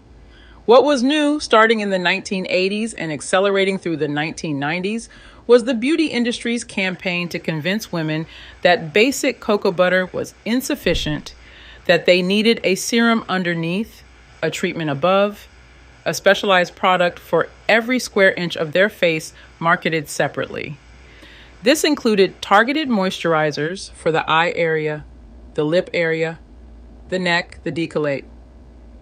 Each sold at a margin that a 50-cent bar of cocoa butter could not support. Clara bought 1 bar a month. She applied it on damp skin every night for 40 years. Her skin did not look 40 years old when she was 60. Number 5, she never touched her face. There is a photograph of Clara at a church supper in 1967. She is laughing, head back, hands on the table, not near her face, not touching her chin, her cheek, her forehead. Look at photographs of women from that era, any room, any occasion. The hands stay away from the face. Not because anyone thought about it, because putting your hands on your face while you were eating, talking, or sitting in company was simply not what you did. It was a matter of composure, of manners, of self-possession. Nobody talked about bacteria transfer. Nobody had read a paper on how the hands carry oils, environmental pollutants, and microbial content that disrupts the skin's acid mantle when pressed repeatedly against the face throughout the day. Nobody had connected the modern habit of phone-to-face contact to the rise of adult acne and the acceleration of facial skin stress. The average person presses their phone against their face more than 50 times a day. Clara knew none of this. She just kept her hands in her lap. The adult acne treatment market is now worth over $3 billion a year. A significant portion of adult acne in women is now attributed by dermatologists to habitual face touching, phone contact, and the kind of unconscious, constant self-contact that decades of screens and stress have made the default. Clara sat with her hands on the table. It cost nothing. Number 4, shea butter for everything the cocoa butter could not reach. The small pot her mother's cousin sent every spring came with no instructions because none were needed. Clara had been watching shea butter applied since she was old enough to sit still. Her grandmother used it on cracked heels, on knuckles roughened by cold water and laundry, on the skin around the hairline after pressing, on any place the weather or the work had taken something that needed to be put back. She used it on her face only in winter, only on the driest nights, only when the air had taken more than the cocoa butter could return. A small amount, pressed between the palms until it melted, then smoothed in slow circles into the skin until it disappeared. Shea butter has been used across West and Central Africa for centuries. It is extracted from the nuts of the shea tree, Vitellaria paradoxa, and it contains vitamins A, E, and F, along with a concentration of fatty acids that supports collagen production and skin elasticity. Research published in the American Journal of Life Sciences documented shea butter's anti-inflammatory properties and its capacity to support the skin's barrier repair function. The global shea butter market is now worth over $1.7 billion a year. It appears in luxury skincare lines at markups of several $1,000s over the raw ingredient cost. A jar of unrefined shea butter, the same thing Clara used, costs $8 at any African grocery store. It costs $80 in a frosted glass pot with a French name on the label. The cousin in Georgia sent it every spring. It cost nothing because it was family. Number 3, she slept on satin. The pillowcases on Clara's bed were not cotton. They were a satin weave fabric, smooth and cool, handed down from her mother and replaced when they wore out. This was not luxury. It was just how beds were made in her mother's house and in her mother's mother's house before that. She would not have been able to explain why. She just knew that her mother had always made this distinction: cotton for the body linens and smooth fabric for the face. Cotton pillowcases have a rough fiber structure that creates friction against the skin during sleep. That friction, over the 6 to 8 hours a face spends pressed against a pillow each night, stretches and creases the skin repeatedly in the same patterns. Sleep lines, compression wrinkles. Dermatologists now routinely recommend satin or silk pillowcases as one of the most cost-effective anti-aging interventions available for women who sleep primarily on one side. The silk pillowcase market is now worth over $400 million a year. Silk pillowcases are sold in beauty subscription boxes and dermatologist gift guides at prices between $40 and $200 per pillow. The satin weave fabric Clara used cost $2 at the dry goods counter. Her mother had told her to use it. Her skin never processed the reason. It just received the benefit night after night for 40 years. It was just how the bed was made. Number 2. She stayed out of the sun and never apologized for it. Here is what nobody who tells the story of the 1960s Black woman's beauty wants to say plainly. Clara did not tan. She did not sunbathe. She did not sit outdoors in the middle of the day if she had a choice. She wore a wide-brimmed hat to the garden. She did her outside work in the early morning or the late afternoon. She sat in the shade at church picnics. This was not vanity. This was not a skincare strategy. In the American South, staying out of the midday sun was practical. It was too hot to be out there, and it was cultural. Women of Clara's mother's generation had a saying that has mostly been lost. A lady has shade, meaning a woman of composure, of self-possession, managed her exposure. She was not out in the elements without protection. The biology underneath it is worth saying out loud, because the beauty industry never did. Melanin provides a natural SPF equivalent of 13.4, but UV radiation is still UV radiation. Photoaging, which is sun-induced collagen breakdown, free radical damage to skin cells, and the loss of elasticity that comes from cumulative UV exposure, still occurs in darker skin, just more slowly.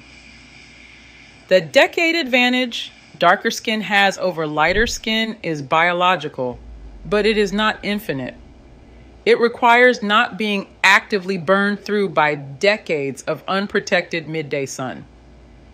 Clara's habit of seeking shade, of wearing a hat, of doing her outdoor work in the cool hours of the morning, compounded the biological advantage she had already been given.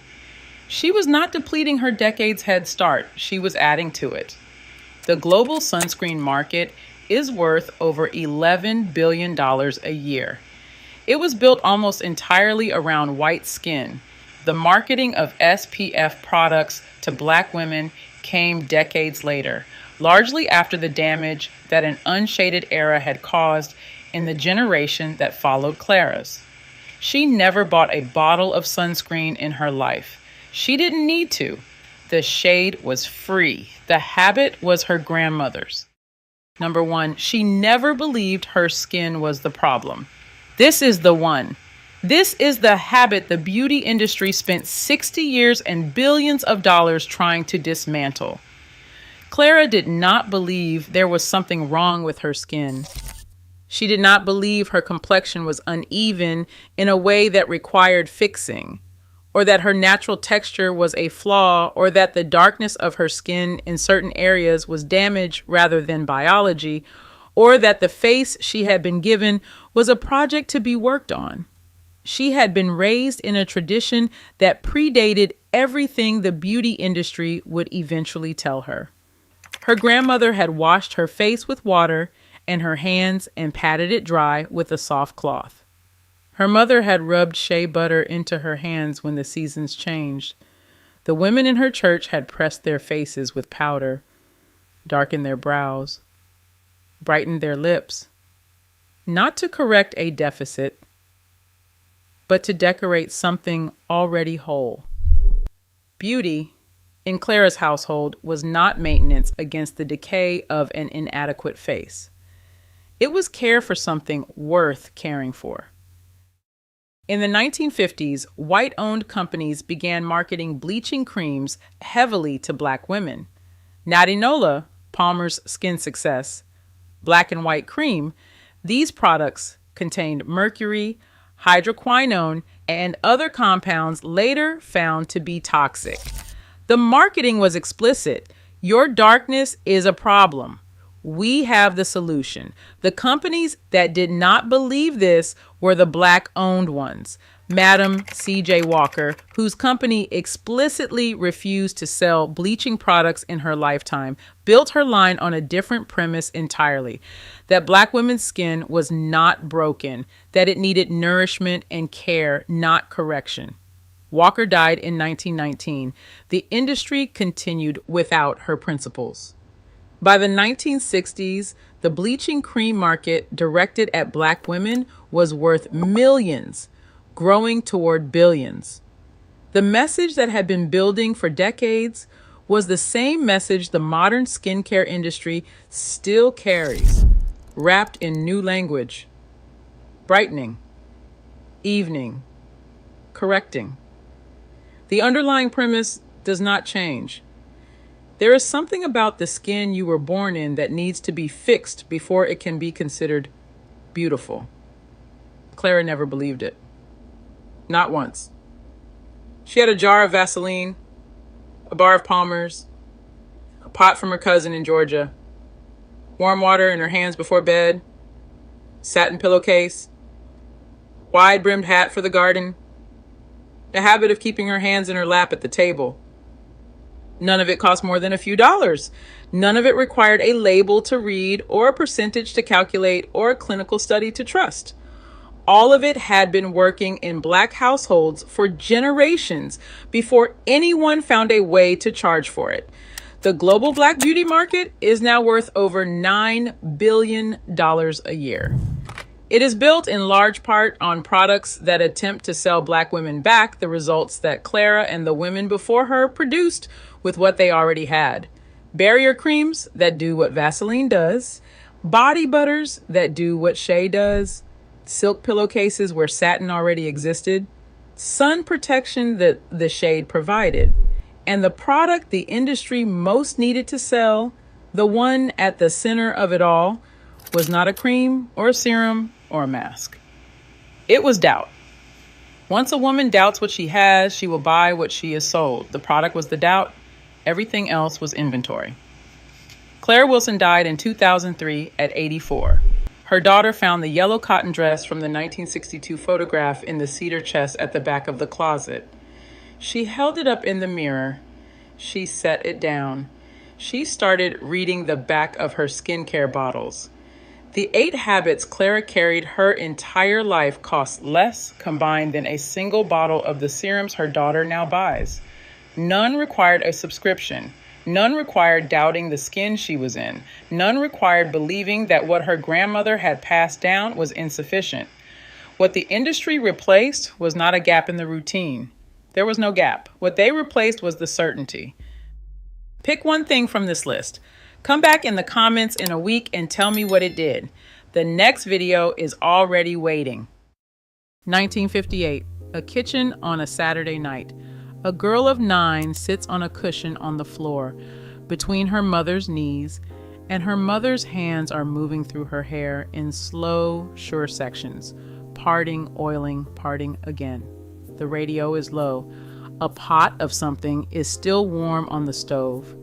This will take 2 hours, and nobody is in a hurry. That girl's hair, when it's unbraided and combed out, falls past the middle of her back, thick at the root, full to the ends, not because of anything bought in a bottle, because of what those hands are doing right now and what they did last Saturday and what they'll do next Saturday, the same way for years.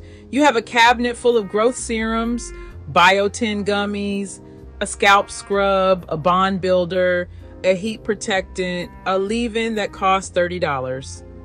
And you stand in the mirror pulling at your ends, wondering why your hair won't hold length, why it breaks, why it stalls at the same place it always has. Nobody taught you what that mother knew, moving her hands through her daughter's hair on a Saturday night.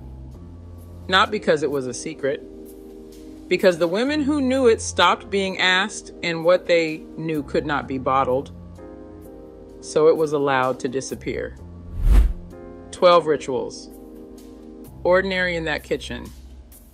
Ordinary on the whole street. Every one of them grew hair long and kept it thick. Every one cost next to nothing. And every single one was quietly replaced, not with something better, but with something you had to keep buying. Number 1 is not a product at all. It is the reason every other ritual on this list worked, and the one the industry most needs you to forget. Stay to the end for that one. Before number 12. Subscribe. This channel exists to put this knowledge back in the hands it was taken from. Hit that button, then let's go. Number 12. She washed once a week, never more. Friday night or Saturday morning, not a day sooner. One wash, warm water, a good rinse, and that was the week. In between, she did not touch it with shampoo, and she did not soak it every morning in the shower the way we've been trained to. That was not neglect. That was knowledge. The scalp produces its own oil, its own natural conditioner, and it produces it on a schedule the hair depends on. Wash it every day, and you strip that oil down to nothing, and the scalp panics and overproduces, and the hair shaft, wet and swollen and handled every single day, weakens and snaps. Trichologists now confirm that excessive washing and daily manipulation are among the leading causes of breakage. And breakage, not slow growth, is why most hair never gets long.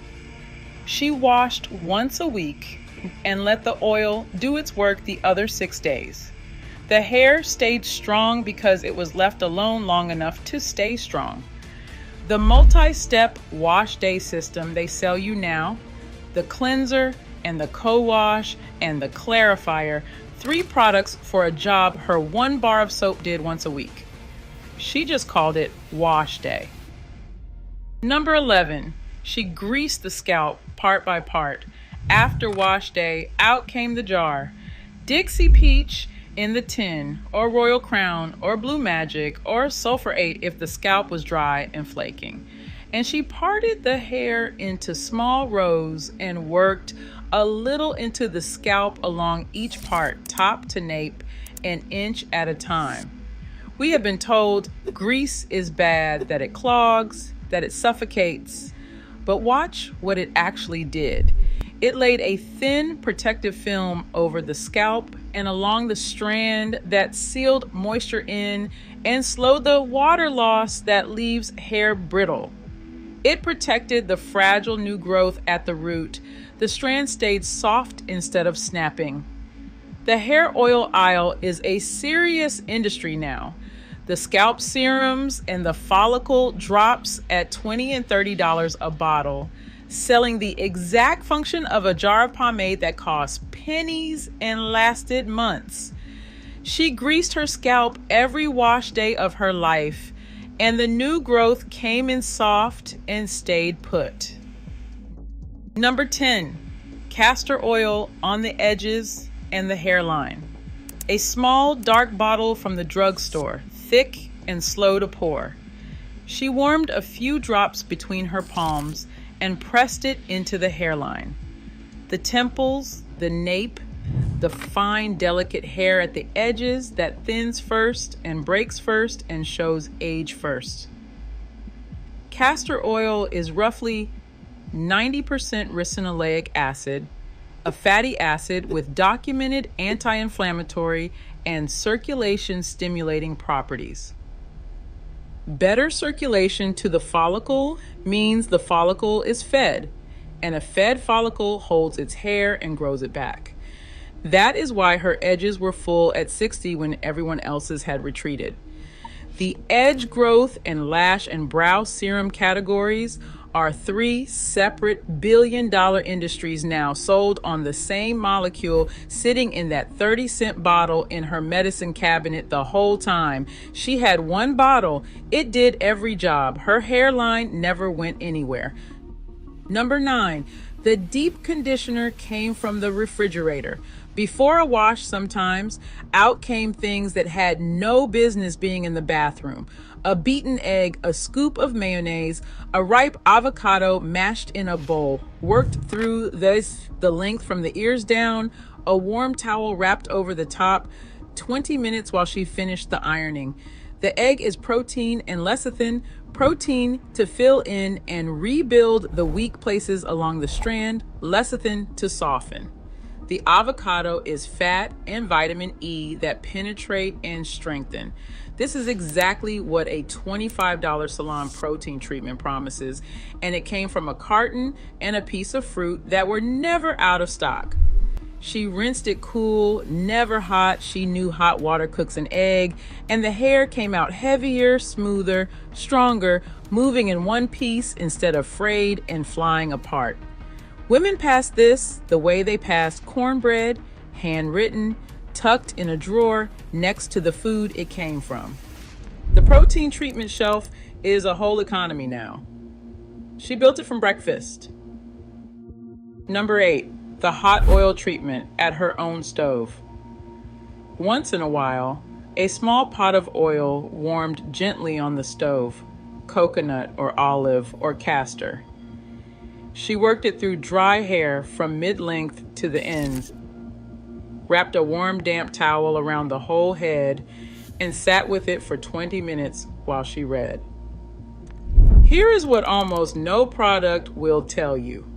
Coconut oil is one of the very few oils that actually penetrates the hair shaft instead of just sitting on top of it.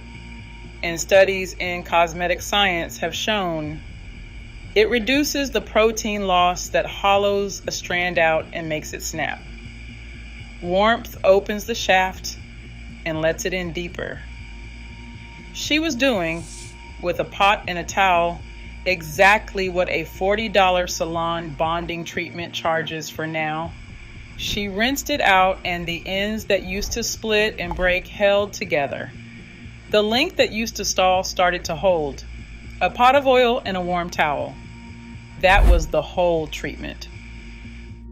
Number 7, the herb garden was a hair tonic. She kept a strong pot of it steeping, rosemary boiled down, or sage, or black tea gone cold, or a splash of apple cider vinegar in a jar of water. And after washing, she poured it slowly over her hair as a final rinse and did not rinse it out. This is the one modern science has caught up to most plainly. Rosemary has been studied head to head against the leading pharmacy hair growth drug and found to hold its own, working by increasing circulation to the follicle. The caffeine in black tea has been linked to reduce shedding.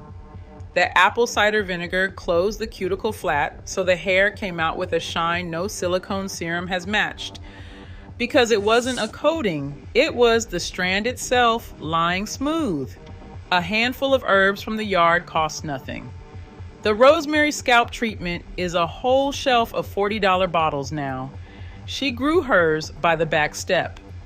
If there is a woman in your life fighting her hair every single morning and losing, a daughter, a sister, a friend spending a fortune on serums that aren't working, hit the like button right now. 1 second. It puts this video in front of her. She needs this more than she knows.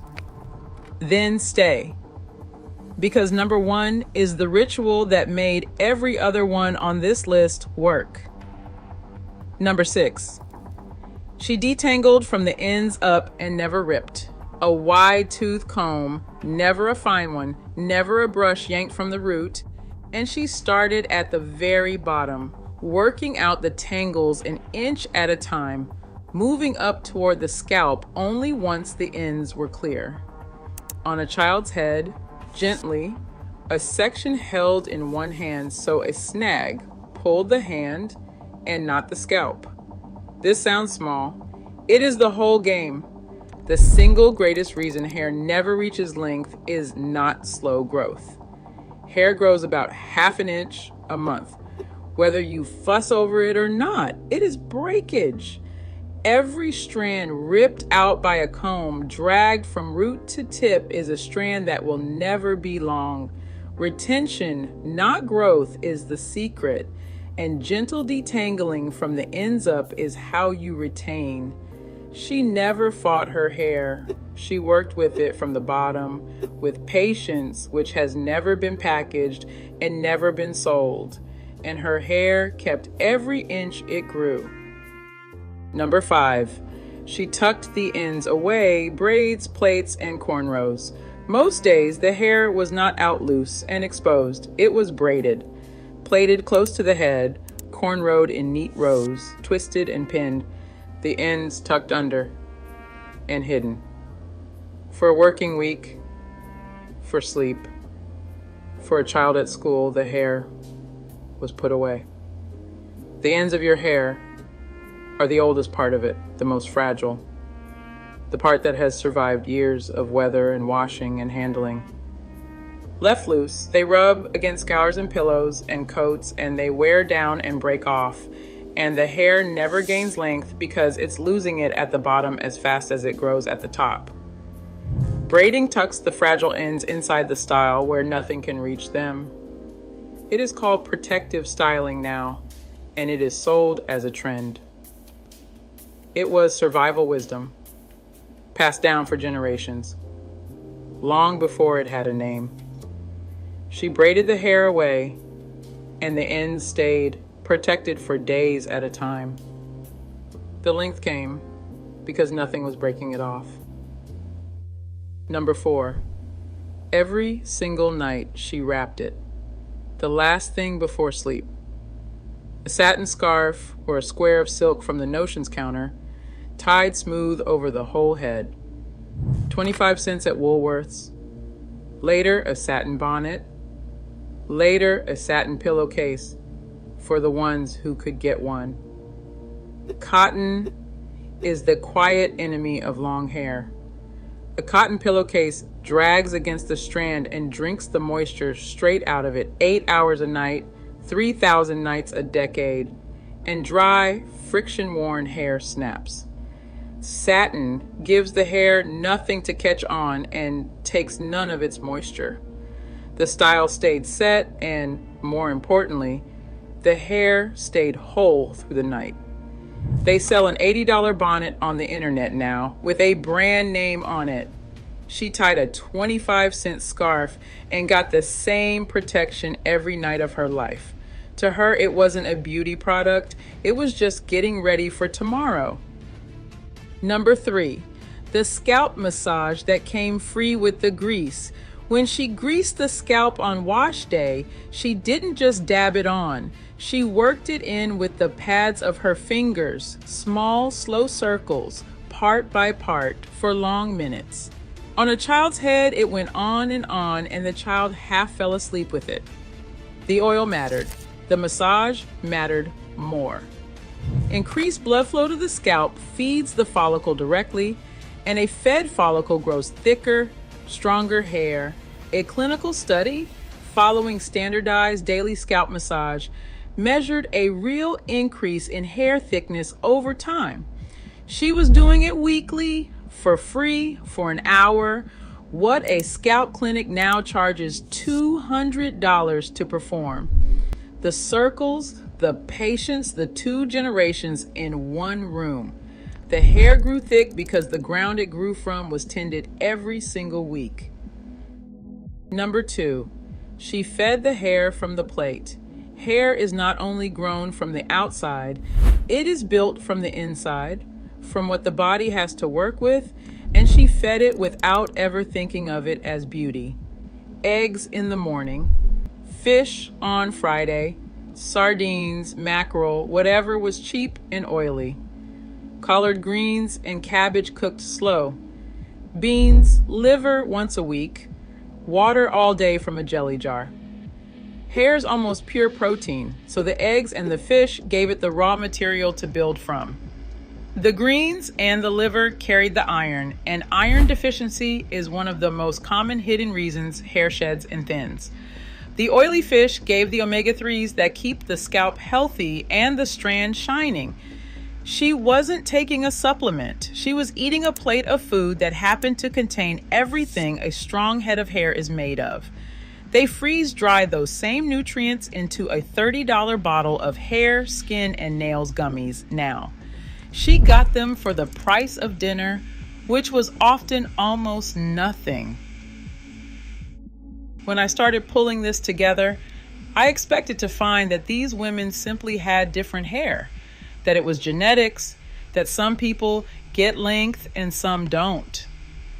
That is not what the record shows. What the record shows is a whole practice, handed down and repeated, that had not yet been broken apart and sold back in pieces. Not one ritual on this list required a subscription, an appointment, or anything with a laboratory on the label. What they required was knowledge and time, and a mother willing to sit you between her knees on a Saturday and show you. Everything that used to be free, the grease, the egg, the herbs, the scarf, the patience, the hour on the floor, was replaced, one item at a time, with something you had to keep buying. They didn't sell you longer hair. They sold you the belief that your hair was a problem, and then they sold you the cure. Number one, and this is the whole thing, is where that lands hardest. Number one, the ritual itself, done every week and handed down. This is not a product. It is the reason every other ritual on this list worked. She did not skip wash day. Not when she was tired, not when money was short, not when the week had taken everything. The hair got washed, the scalp got greased and massaged, the ends got braided away, the scarf got tied. Every week, the same way, without fail. And hair does not grow long on effort. It grows long on consistency, on the same care repeated so many times that the breakage never gets a foothold and the inches finally add up. And she was never doing it alone. The way her hands moved came down to her from her own mother and her mother's mother, and she passed it down to the girl on the cushion between her knees. An unbroken line of women handing the knowledge forward, hand to hand, head to head, generation to generation. That girl would grow up knowing how to part, how to oil, how to braid, how to be gentle, because she'd felt it 1,000 Saturdays. That is the thing that was taken, not the grease. You can still buy the grease. The line. The industry stepped into the space between the mother and the daughter and said, you don't need her old ways, you need our new products. And the hands went still, and the Saturday nights went quiet, and 100 years of knowledge started to disappear, one kitchen at a time. That mother passed on years later, older and gray, but her hair still to her shoulders and still her own. And the girl from the cushion, grown now, found herself one evening with a jar of grease and a wide tooth comb, and a daughter of her own sitting down on the floor in front of her, leaning back against her knees, waiting. And her hands knew exactly what to do. The 12 rituals that grew and held that hair cost less, all of them together across a year, than one bottle of the serum they'll sell you now. None required a subscription. None required a number to count or a label to read. None required believing that your hair, the way it grows out of your own head, was ever the problem. What changed between that kitchen and yours was not what hair needs. That has not changed. What changed was who got paid when the hands went still. So pick up the line. Pick one ritual from this list: the weekly wash, the grease and the massage, the braids, the scarf, and start it this week. Come back in the comments in a month and tell me what your hair did. And tell me one more thing down there while you're at it. Which of these did your mother or your grandmother actually do? Who sat you between their knees? I read every single comment. The next video is ready. I'll see you there. Her name was Dorothy. In 1957, she left her house in Birmingham on a Sunday morning in a dress she had made herself. A fitted bodice, a full skirt that landed just below the knee, a fabric she had bought for 60 cents a yard from the dry goods store on 4th Avenue. She had cut the pattern herself. She had taken in the waist by hand. She had pressed it the night before on an ironing board in the kitchen while her children slept. She stepped out of that house, and she looked like a woman who had spent $100 she did not have. She had spent 60 cents in 4 hours. The women on Dorothy's block could not walk into the department stores downtown. Not the main floor, not the fitting rooms.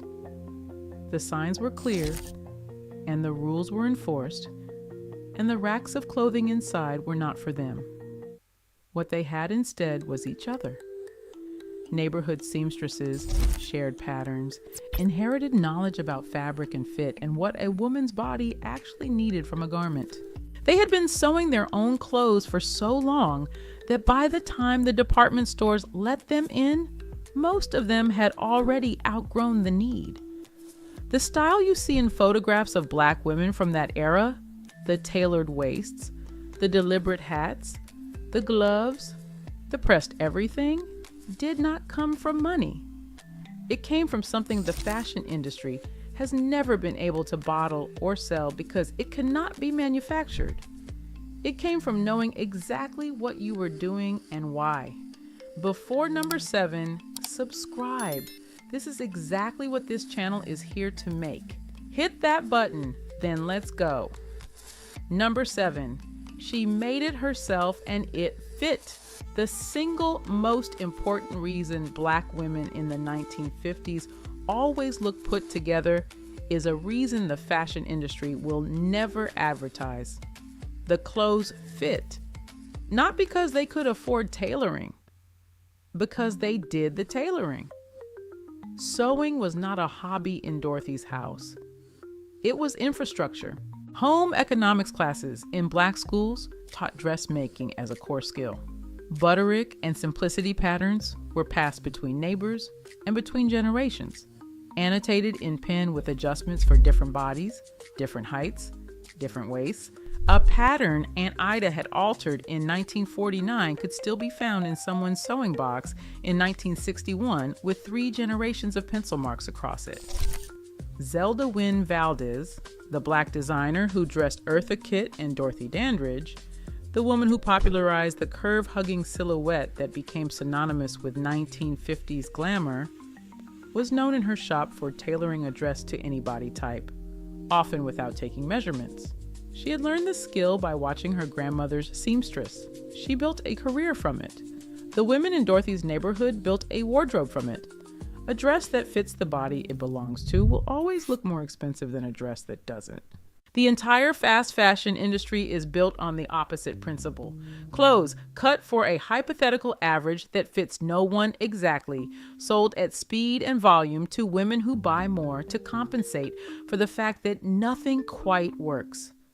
The global fast fashion industry is now worth over $100 billion a year.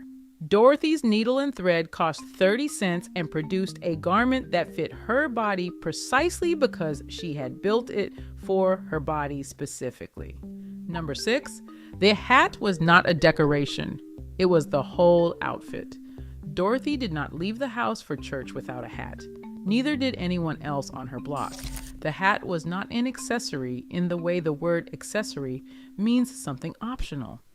It was the completing element without which the outfit was unfinished, the way a sentence without a period is unfinished. The Black church hat tradition runs deeper than fashion. During slavery and Jim Crow, Black women were restricted from wearing hats in many public spaces. A hat being considered a symbol of status that was not meant for them. Wearing a hat to church was, among other things, a refusal of that restriction.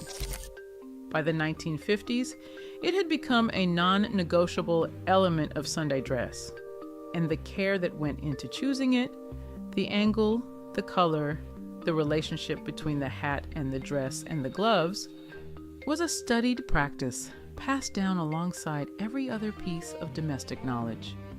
The skill was architectural.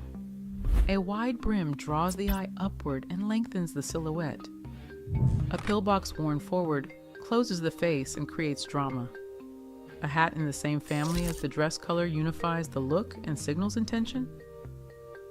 A hat, in contrast, creates visual interest and makes a simple dress memorable. Dorothy knew all of this, not because she had read it, but because she had watched it done her entire life. The global hat and millinery market is now worth over $8 billion a year. Most of that market is occasion hats. Items bought for weddings and special events and worn once. Dorothy wore hers every week. She knew how to wear it. That knowledge is the thing that cannot be purchased. And it is the thing the market replaced with a product while leaving the knowledge behind. Number 5, she ironed everything, every single thing. Friday evening in Dorothy's house meant the ironing board. Every piece of clothing that would be worn the following week was pressed flat before it went on the body that wore it. Not just church clothes, work clothes, everyday clothes. The children's school clothes laid out the night before, creased and smooth and ready. An ironed garment occupies space differently than an unironed one. It holds its shape. The collar lies flat. The seams are visible. The fabric does what it was designed to do rather than what gravity and a drawer have done to it. A 40-cent cotton dress, pressed in sharp, reads at a distance as something that costs 5 times as much. This is not a small thing. This is most of the thing. Dorothy did not press her clothes to impress anyone. She pressed them because her mother pressed them, and because stepping out of the house in wrinkled clothing was not something a woman of self-respect did. The standard was internal. It was not performed for an audience.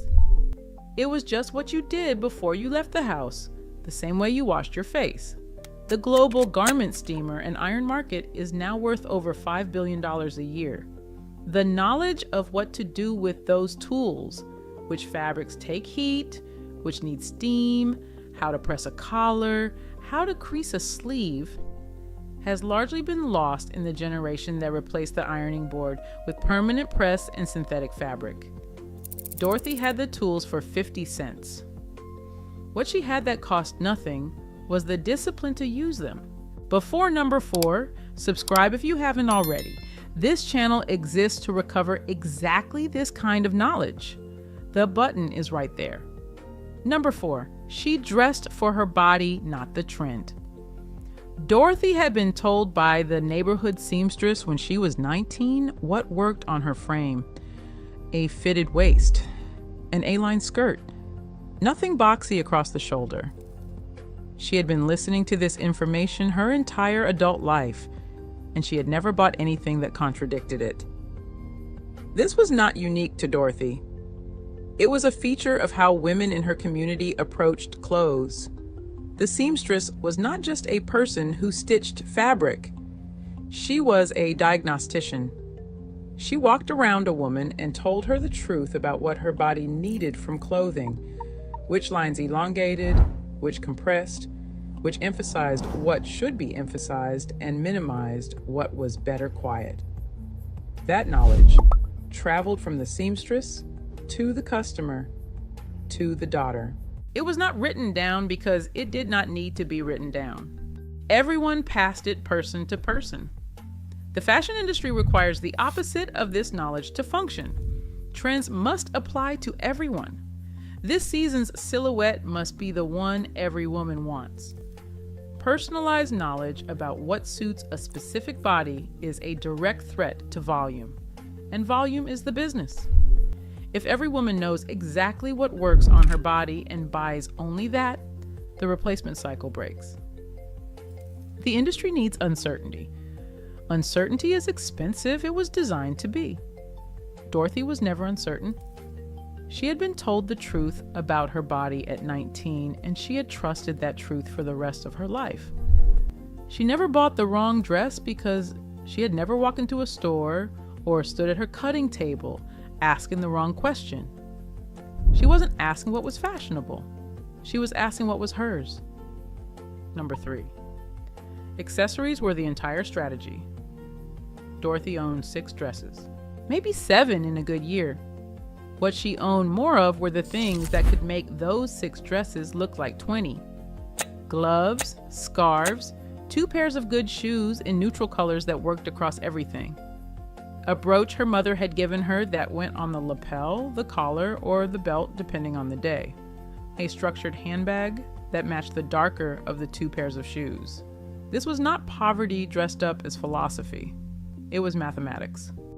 A woman who rotates her accessories deliberately against a small wardrobe creates the impression of a wardrobe 3 times its actual size because the eye registers the combination, not the individual piece. The dress is a constant. The scarf changes it.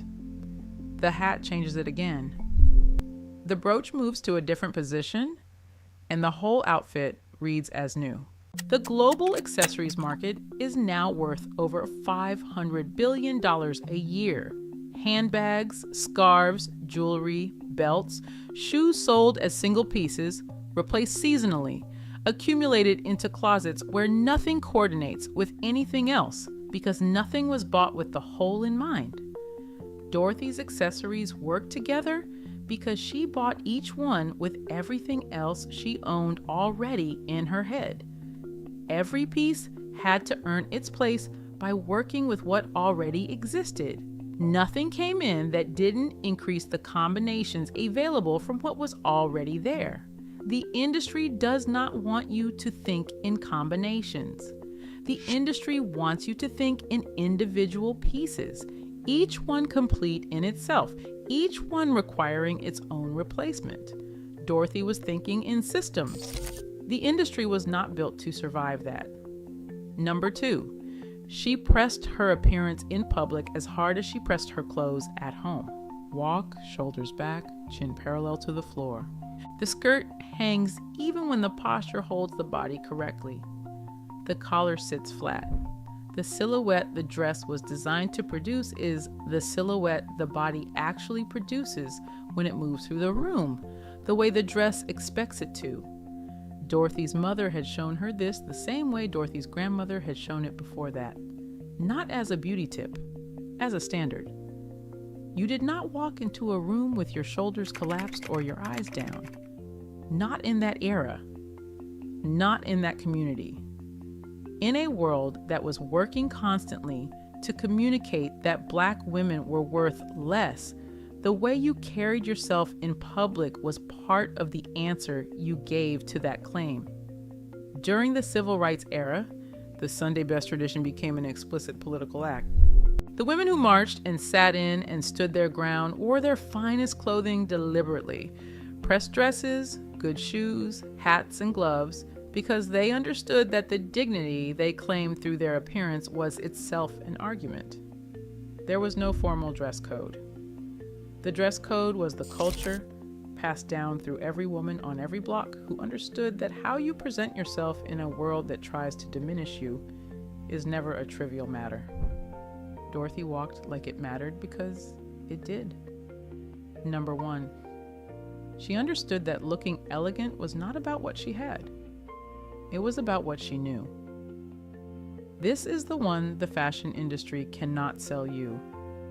Dorothy could walk into any fabric store and come out with 60 cents worth of material and produce a garment that would make people ask who made it.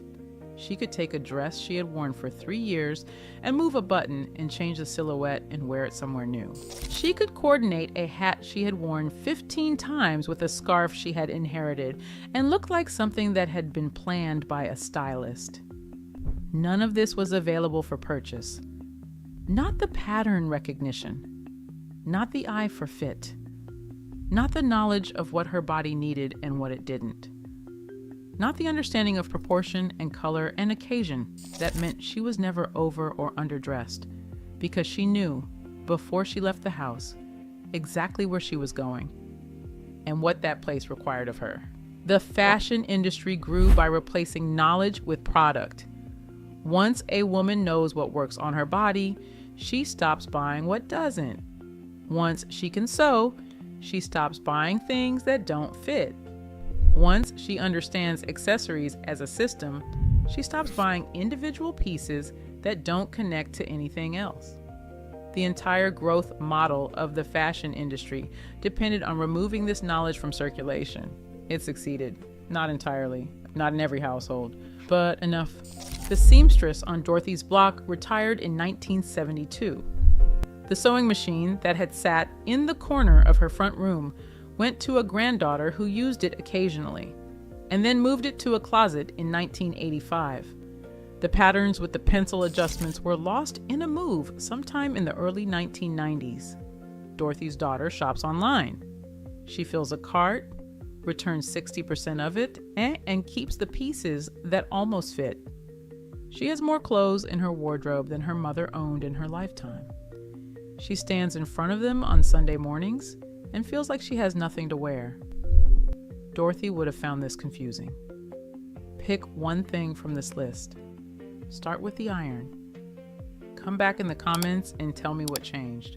The next video is ready. Look at any photograph from 1955. A church in Jackson on a Sunday morning. A block association meeting in Baltimore in October.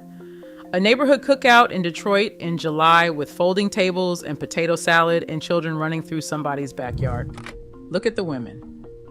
Not at their faces, at the details, the hem that hangs even, the collar that sits flat, the shoes that have been polished, the blouse that is pressed.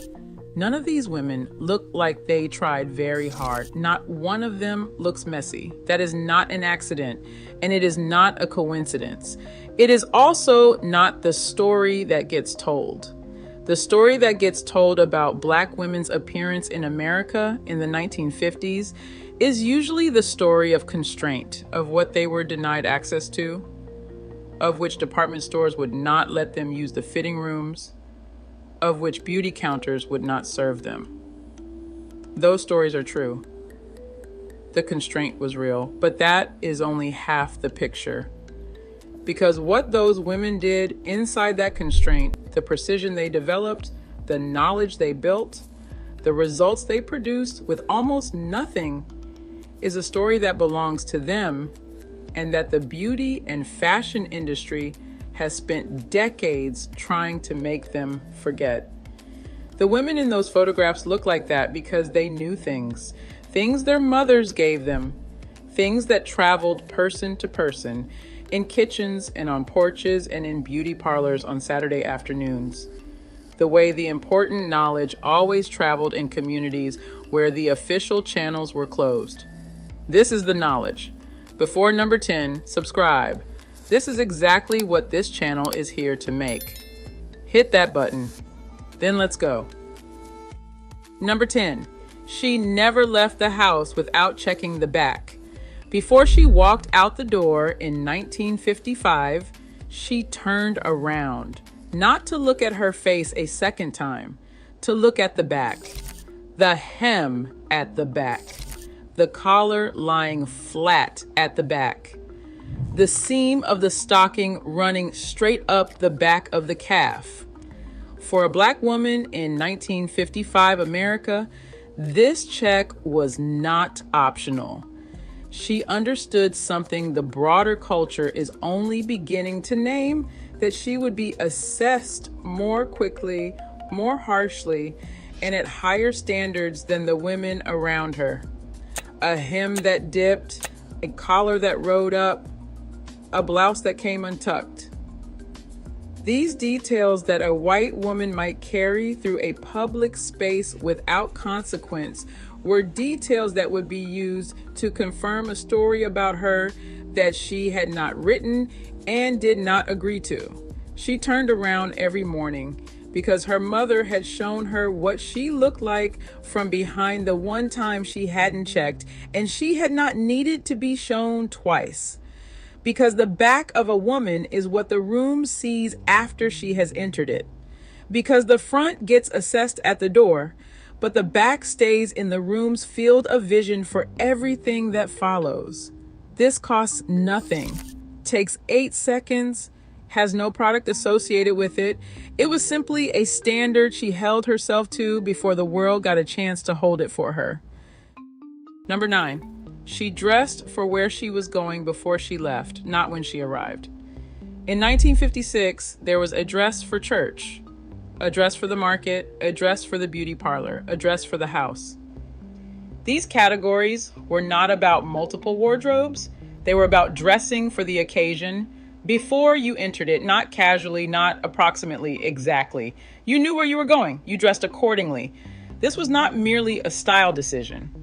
For Black women navigating segregated spaces, occasion-appropriate dressing was also a form of communication.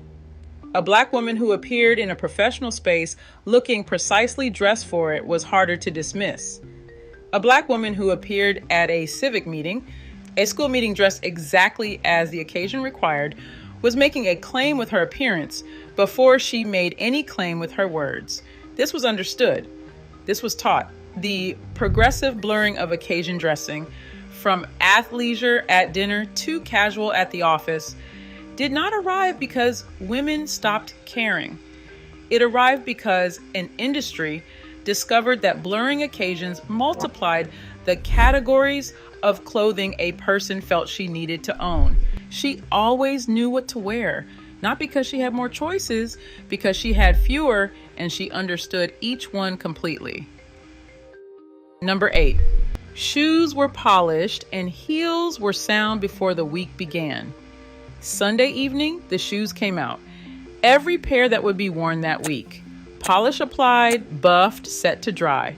The heels were examined, and if the heel cap had worn through, the shoes went to the cobbler before the week started, not after the heel gave out in the street.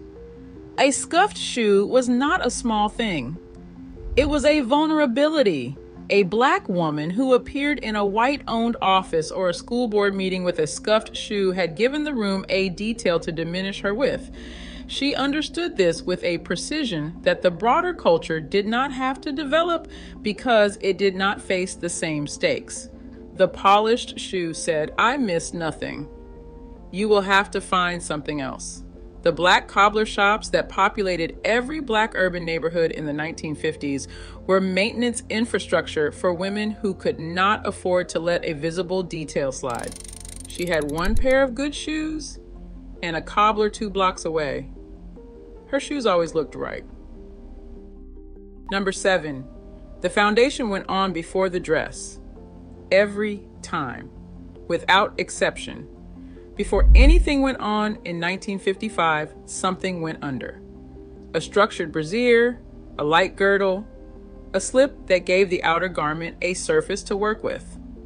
Not because she was suffering for fashion, because she understood that the outer garment is not designed to go directly onto an unprepared body. It is designed to go over a prepared surface. When the foundation is doing its job, the dress reads as it was designed to read. When it is not, the dress is working against physics it was not designed to fight. For Black women who made their own clothes, and many of them did, because the department stores that carried ready-to-wear either would not serve them or did not stock cuts for their bodies, the foundation was especially critical. A dress made at home, cut carefully for a specific figure, set over the right undergarments, was indistinguishable from something bought at full price at a store that would not have admitted her through the front door. This was understood. This was the point. The shapewear industry is now worth billions of dollars a year. It sells back to women what they were already doing for nothing. The knowledge had not disappeared. The habit had. Before number 6, subscribe if you have not already. This channel goes where the history actually is. The button is right there. Number 6, she pressed everything before it went on her body. Every week, without exception. Sunday evening, after the supper dishes were done, the ironing board came out. Every blouse, every skirt, every dress that would leave the house that week went flat under the iron. The kitchen smelled like warm cotton. The finished pile grew on the chair beside the board, Tuesday's blouse lying over Thursday's skirt, until the week was accounted for. 45 minutes. The week organized. For Black women in 1955, the press garment was not just aesthetics. It was argument. The civil rights movement understood this explicitly. The women who marched, who sat in, who stood their ground at lunch counters and school board meetings wore their finest, most carefully pressed clothing deliberately. They understood that the dignity communicated through a pressed garment was one of the few forms of argument that could not be interrupted. You could refuse to hear a woman speak. You could not refuse to see that she had taken the time. The ironed garment was her evidence. This is who I am. This is what I think of this occasion. This is the standard I hold before you hold any standard for me. Permanent press fabric arrived in the 1960s and made the iron optional. It quietly removed the visible difference between a woman who cared for her clothes and one who didn't. The ironed blouse and the permanent press blouse look different in the same room. The ironed one looks chosen. She pressed everything because her mother pressed everything, and because the alternative communicated something she had no intention of communicating. Number 5, she owned fewer pieces and wore each one until she knew it completely. In 1957, she owned 6 dresses. Every piece had been worn many times. Every piece had been confirmed as working. There were no pieces bought in a rush and worn once and pushed to the back. The wardrobe was a closed system. She knew exactly what she had and exactly how to use it. The average American woman today owns between 60 and 80 pieces of clothing and still reports having nothing to wear. Fast fashion is built entirely on the anxiety it creates, the feeling that what you have is never quite current, never quite right. She never felt that way about her 6 dresses. She had worn them all before. She knew what each one needed and what each one gave back. Many of these women could not browse freely in the stores where clothes were sold.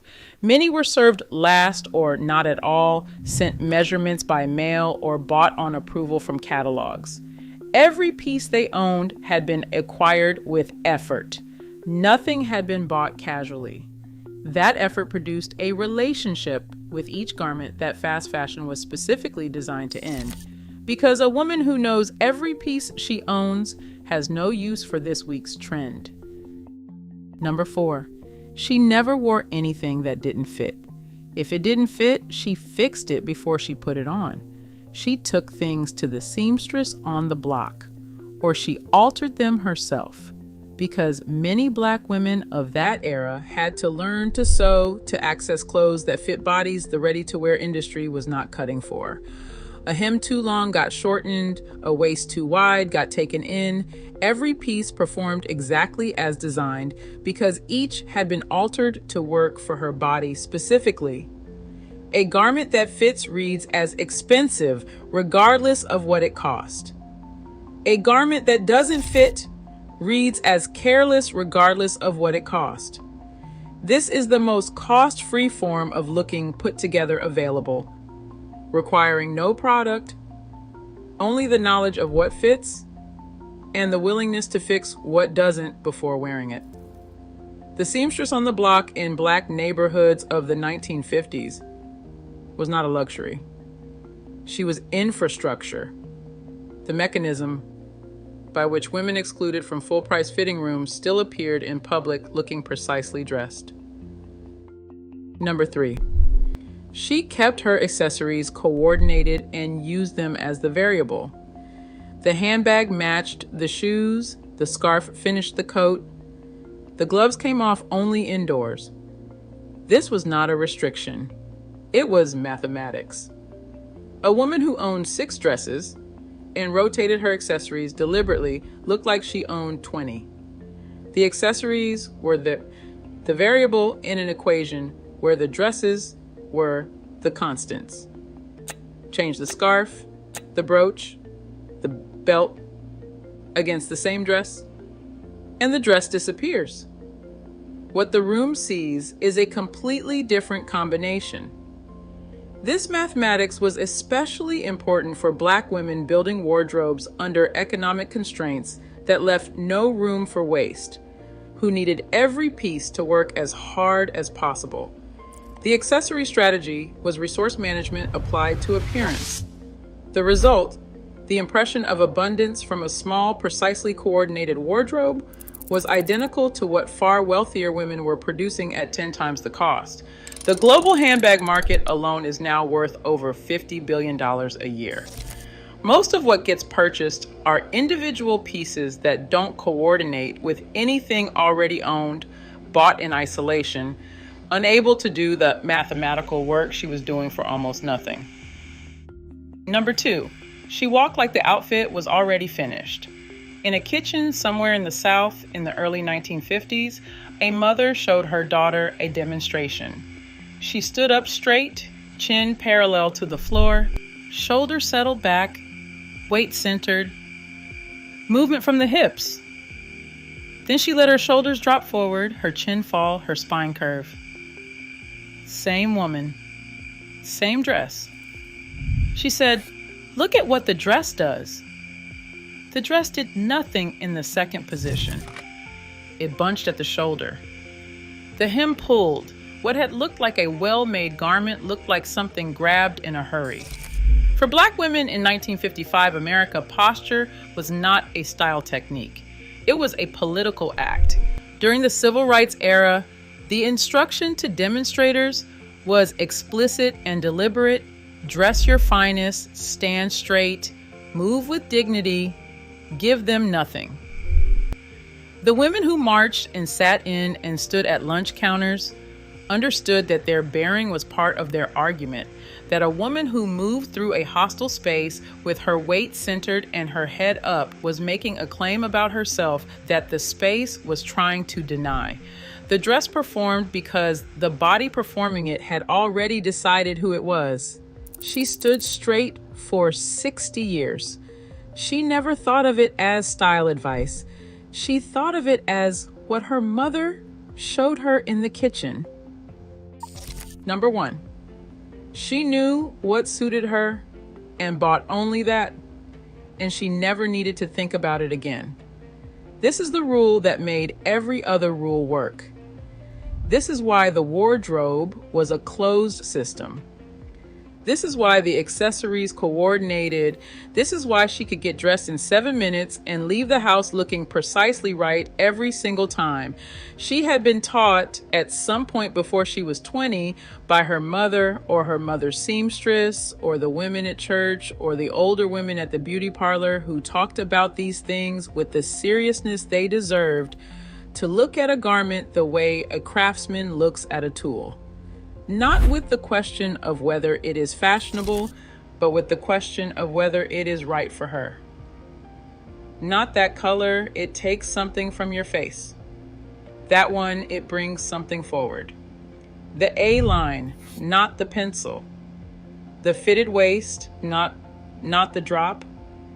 The round collar, not the V. She could walk through a shop in 15 minutes and know precisely what was hers and what was not.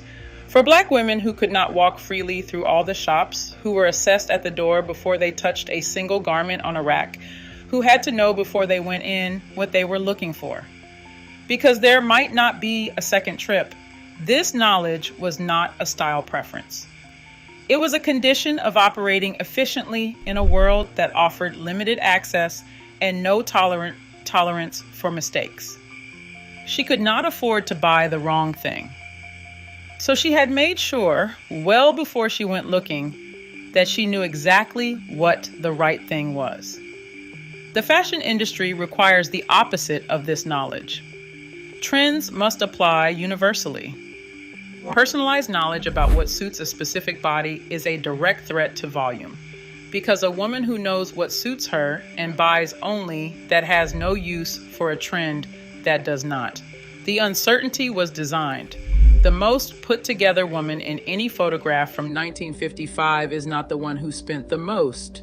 She is the one who knew. These rules cost nothing.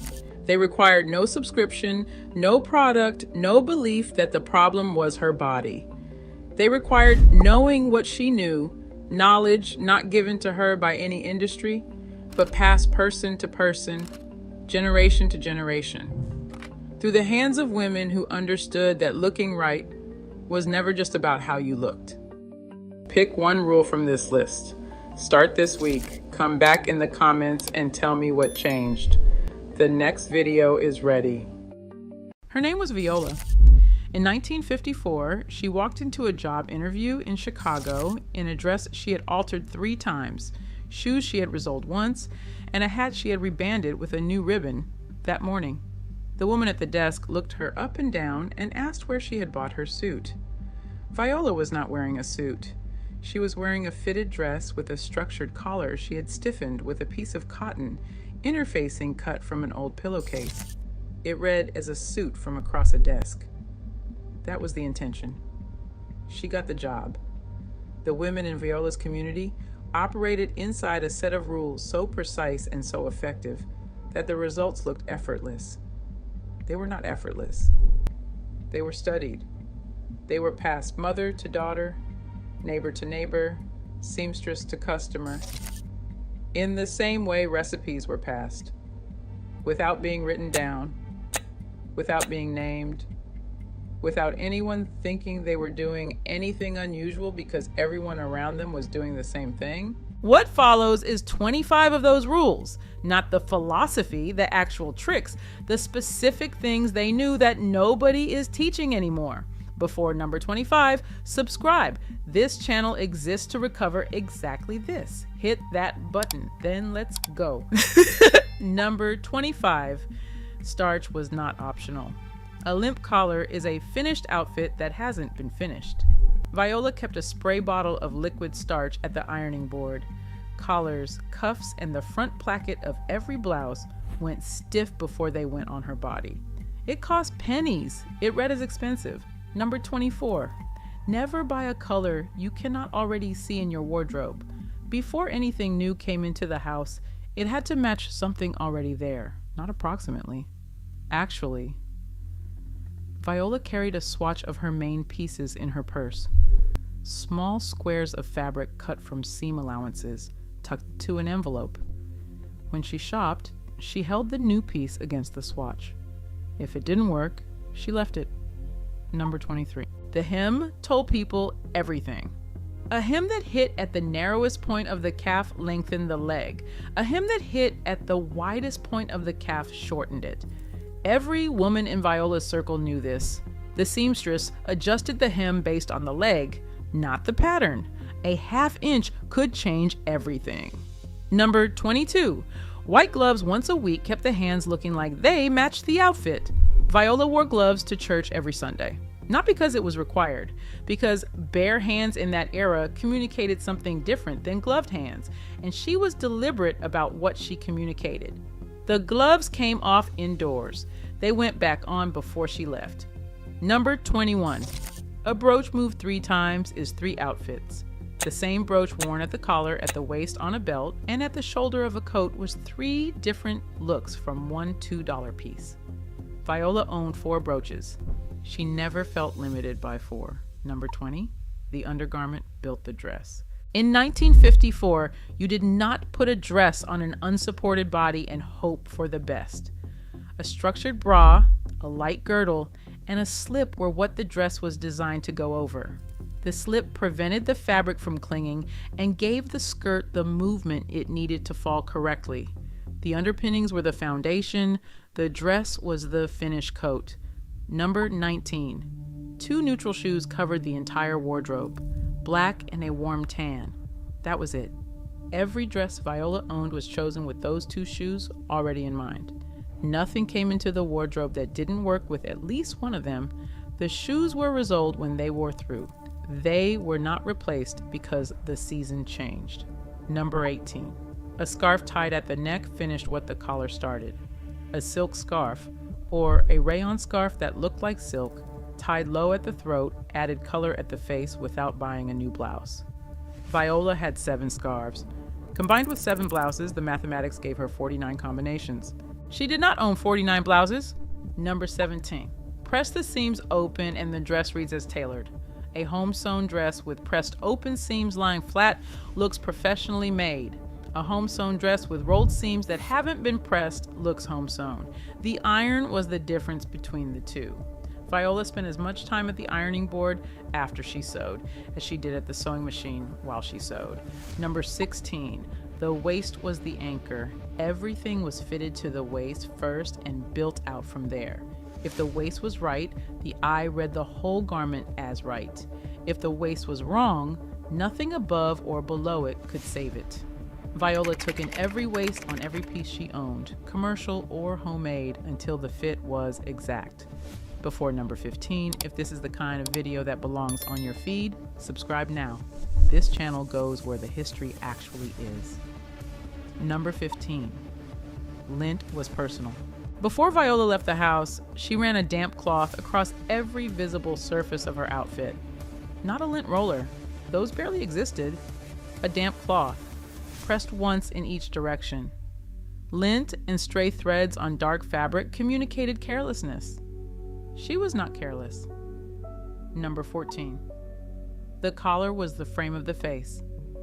In 1954, the collar was understood as the most important design element of any blouse or dress because it was the first thing the eye saw. A wide, flat Peter Pan collar opened the chest and drew the eye upward. A pointed collar created formality and length. Viola chose her necklines based on what she wanted the eye to do, not what was on the rack. Number 13. Dark colors anchored, light colors expanded.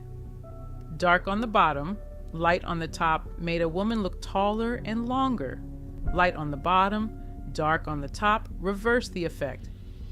Viola knew what she needed on a given day and dressed accordingly.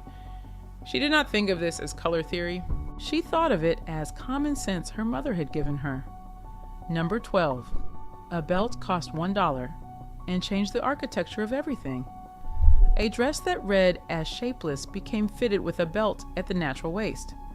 A blouse tucked into a skirt and belted became a suit. A coat belted became structured. Viola owned 5 belts in different widths. She used them the way a painter uses different brushes, each one for a different purpose, none of them interchangeable. Number 11. Mend it the same day it tears. A small tear left until tomorrow becomes a large tear by next week. Viola kept a needle and thread in every room where clothes were handled. The sewing kit by the bedroom door, the one in the hall closet, the one in her purse. A loose button was sewn on before it was lost. A pulled hem was tacked back before it was stepped on. Nothing left the house damaged because nothing was allowed to stay damaged. Number 10. The coat was the first thing they saw and the last thing they remembered. In Chicago winters, Viola was in her coat more than she was out of it. She owned one good wool coat in a neutral color that worked over everything she owned. She had it cleaned once a year and brushed once a week. She did not buy a new coat because a different silhouette appeared in the shop window. She had her coat. It was good. It stayed. Number 9. Pin the hem before you cut it. Viola never cut a hem by measuring from the floor. She put the garment on the body, had someone pin the hem while she stood straight with her weight even, and cut only after the pins said where the cut should go. A hem measured from the floor is accurate. A hem pinned on the body is right. Number 8. Shoes spoke before she did. Viola polished her shoes every Sunday night without exception. A scuff on a shoe communicated something she did not intend to communicate. The polish took 6 minutes. The impression it changed lasted their entire week. Number 7. The slip was a privacy garment and a shape garment at once. In 1954, a skirt worn without a slip was considered unfinished in the same way a face without lipstick was considered unfinished. The slip prevented the fabric from going transparent in sunlight. It prevented static from pulling the skirt against the legs.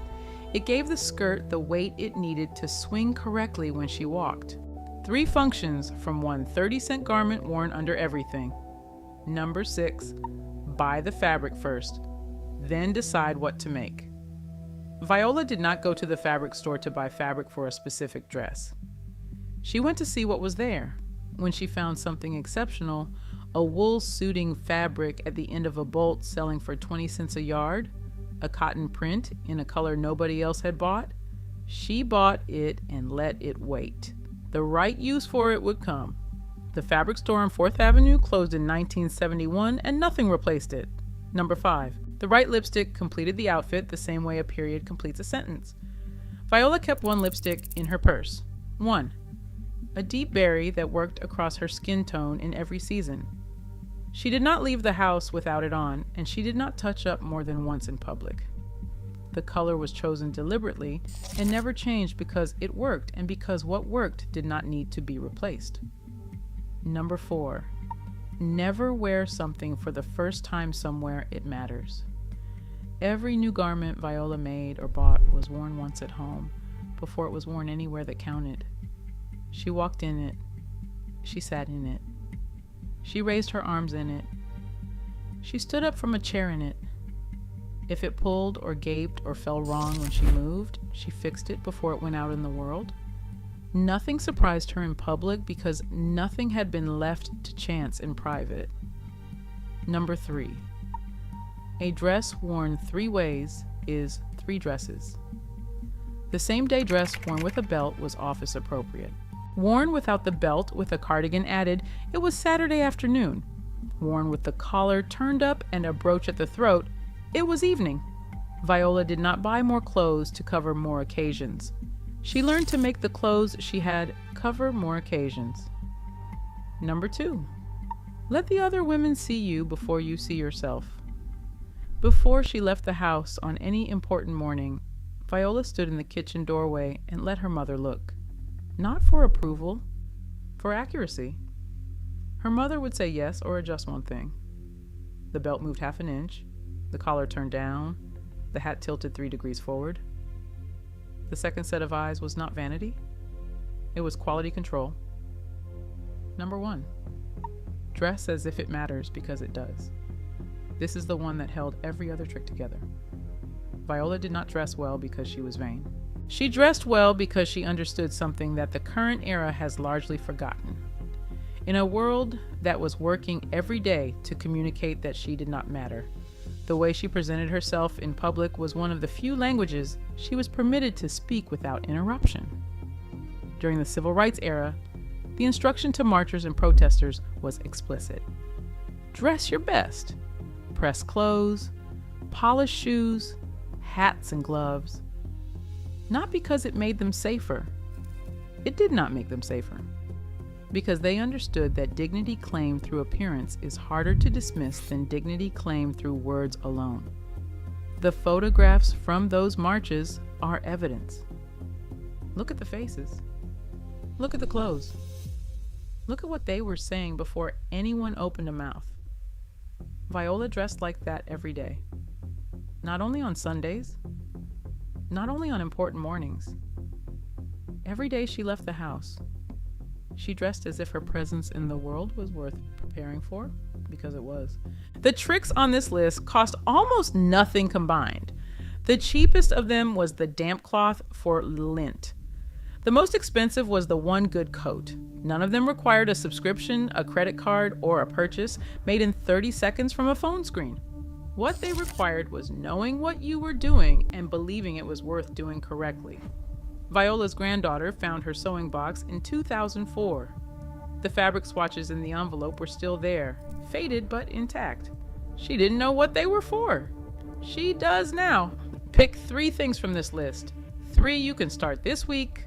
Come back in the comments and tell me which ones. The next video is ready.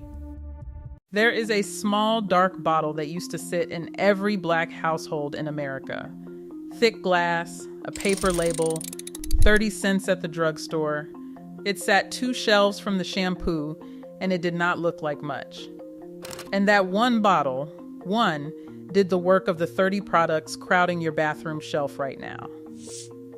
Longer lashes, fuller brows, edges that laid down and grew back, skin that stayed soft at 70, heels that never cracked, hair that reached down the back. All of it out of one bottle that cost less than a candy bar, sitting quietly in the medicine cabinet while everyone in the house stayed flawless. It has a name older than the country. The Romans called it the Palma Christi, the palm of Christ, because of what it seemed to heal. Your grandmother just called it castor oil, and she reached for it without thinking, the way you reach for your phone.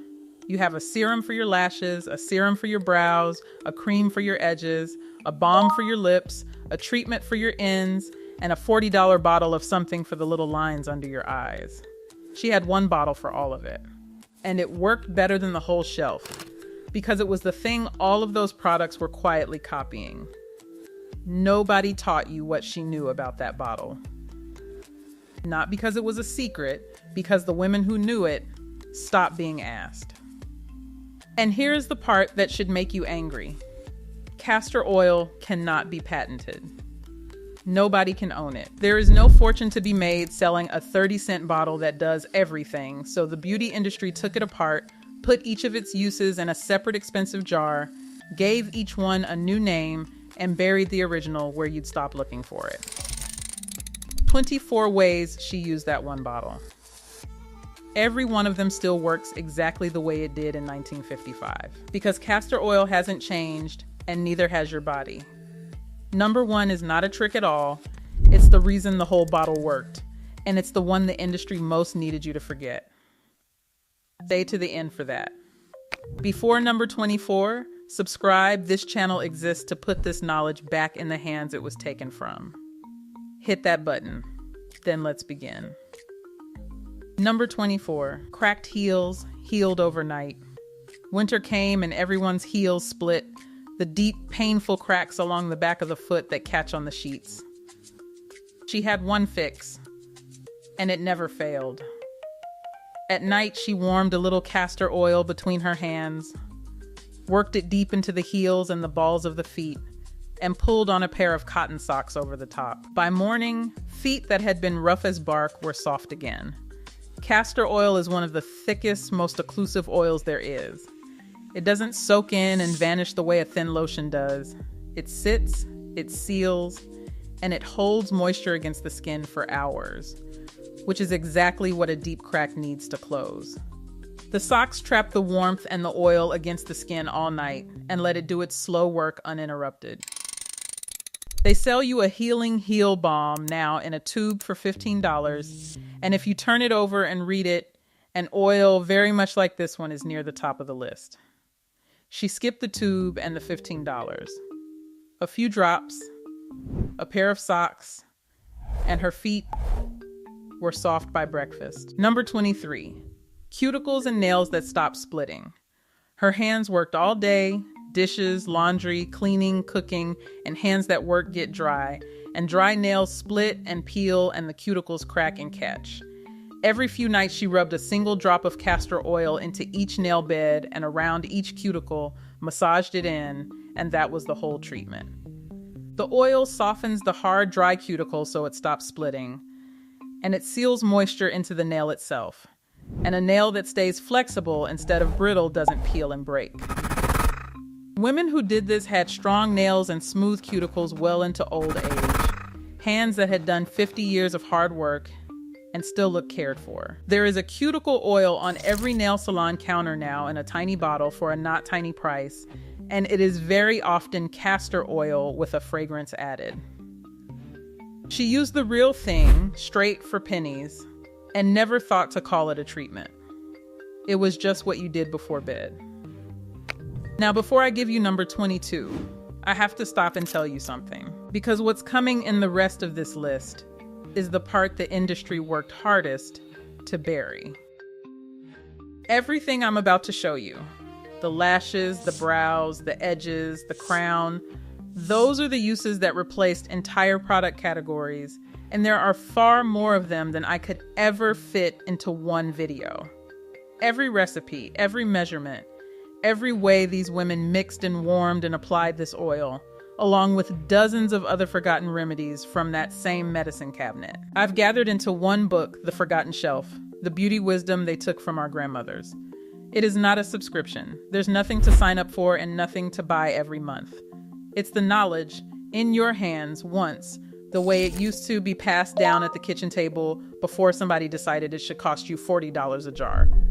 The link is right below this video, in the description. And if there's a woman in your life who deserves to have this back, your mother, your sister, your daughter, the friend spending a fortune on serums that aren't working, get it for her too. She needs it more than she knows. Now, let's keep going. Number 22, chapped, cracked lips. Wind, cold, dry heat in the house, lips crack, and everyone's did. She tapped the smallest amount of castor oil onto her lips at night and again before going out into the cold, and they stayed soft and smooth instead of splitting. The same thick sealing quality that healed heels is exactly what chapped lips need. Lips have almost no oil glands of their own, so they dry out faster than any other skin on the face, and they need something that seals and stays. A thin, waxy lip balm wears off in minutes. Castor oil sits and holds, and it carries a natural anti-inflammatory quality that calms the soreness of a lip that's already cracked. It also left a soft, natural shine, which is exactly why it turns up in half the lip glosses on the market today. Doing the same two jobs it did on her lips 70 years ago, sealing the moisture in and catching the light.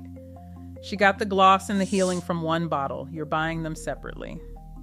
Number 21, ashy elbows, knees, and knuckles. The dry, gray, ashy patches that show up on elbows and knees and knuckles, the ones a thin lotion covers for an hour and then gives up on. She handled with a dab of castor oil worked in hard. It didn't just mask the ashiness for an hour, it stayed, and the skin underneath actually softened and stopped flaking. This is where a thick oil beats a watery lotion every time. The ashiness on elbows and knees is dry, thickened, dead skin that a light lotion can't hold moisture against long enough to fix. Castor oil forms a seal that stays put through the day, so the skin has hours to drink it in and repair. A little went a long way, and a long way is exactly what those stubborn spots need. The body butter industry sells this fix now at $20 and $30 a jar, whipped up with fragrance and a pretty label. The active idea inside it is the oil she already had. Her elbows were smooth at $60 for the price of a few drops. Number 20, the tired eyes and the fine lines beneath them. The thin, delicate skin under the eyes is the first place a hard week shows and the first place the fine lines set in. A tiny dab of castor oil patted gently under each eye at night with the light touch of a ring finger, never rubbed, never dragged. Kept that skin soft and slowed those lines from settling. The skin under the eye has almost no oil of its own, which is why it dries and creases before the rest of the face. Castor oil's thick, occlusive body holds moisture against exactly that skin through the night, and its natural anti-inflammatory quality softens the puffiness and the tired, shadowed look of a long day. That fragile area stayed smooth and rested, looking for years. The eye cream is one of the most marked up little jars in all of beauty, $30, $40, $60 for a thimbleful, and castor oil sits quietly in a great many of them. She patted hers on for pennies with one careful finger, and her under eyes told a softer story than her age ever did. Number 19, stretch marks. Before and after the baby. Through every pregnancy, she oiled the skin of her belly and hips, and she kept oiling it after. Castor oil worked in slow circles, morning and night, over the skin that was stretching and the marks that were trying to form. Nothing erases a stretch mark completely, and any woman who's been through it knows that. But skin that is kept deeply, consistently moisturized stretches with far less tearing underneath, and marks that do form fade softer and flatter when the skin around them stays supple instead of dry. The women who oiled through 4 pregnancies came out the other side with skin that told a gentler story than it might have. The stretch mark cream aisle is a small fortune now, jar after jar of it aimed at exactly this. She reached for the same bottle she used on her heels and her lips and her hands, because it was all the same job: keep the skin soft, keep it sealed, keep it whole. Number 18, old scars and marks, softened over time. A burn from the stove, a scar from a fall. A dark mark left behind by a healed blemish. She'd work castor oil into it, night after night, for weeks. She wasn't expecting a miracle overnight. She was patient, and patience is exactly what old marks require. Massaging oil into a scar does 2 real things. It keeps the tissue soft and pliable instead of hard and raised, and the massage itself, done nightly, helps break down and flatten the scar tissue underneath over time. A scar kept oiled and worked stays softer and fades further than one left dry to harden. It was slow, and it was cheap, and it worked because she stayed with it. The scar treatment gels at the pharmacy cost real money and promised the same slow fading. She got there for pennies and a few minutes a night. Because she understood the thing they never put on the label, the result isn't in the product, it's in doing it every night without quitting. Number 17, the sugar scrub trick. Here's one that isn't just the oil alone, it's the oil mixed. She'd stir a spoon of castor oil into a little sugar in a saucer to make a thick, gritty paste and scrub it into rough hands, feet, and elbows. Then rinse. The skin came away smooth and soft in one step. It's 2 treatments in one. The sugar is a gentle scrub that lifts away the dead, dry, flaking surface, and the castor oil underneath moisturizes and seals the fresh skin the moment it's exposed. So you're not left with the tight, stripped feeling a plain scrub gives you. Exfoliate and moisturize at the same time from 2 things already in the kitchen. The scrub aisle is full of this exact idea now in fancy jars. Oil and sugar with a scent and a story. She stirred hers up in a saucer for the cost of a spoon of sugar. Same scrub, same soft hands, none of the price. Number 16. The gentle makeup remover and face cleanse. At the end of the day, the lipstick and the powder had to come off, and she didn't scrub it away with anything harsh. A little castor oil on a warm cloth lifted the makeup clean off and cleaned the skin without stripping it. This is the oil cleansing idea, older than any brand selling it now. Oil dissolves oil, so the oil-based makeup and the day's grime melt into the castor oil and wipe away on the cloth, while the skin underneath is left soft and conditioned instead of tight and raw. The face came clean and moisturized in a single step, and there was no separate night cream needed afterward, because the cleanse already left the skin fed. The cleansing balms and cleansing oils are a whole expensive shelf now, and oil cleansing is sold as a discovery. She melted her makeup away with a warm cloth and a few drops, and went to bed with a clean, soft face for nothing.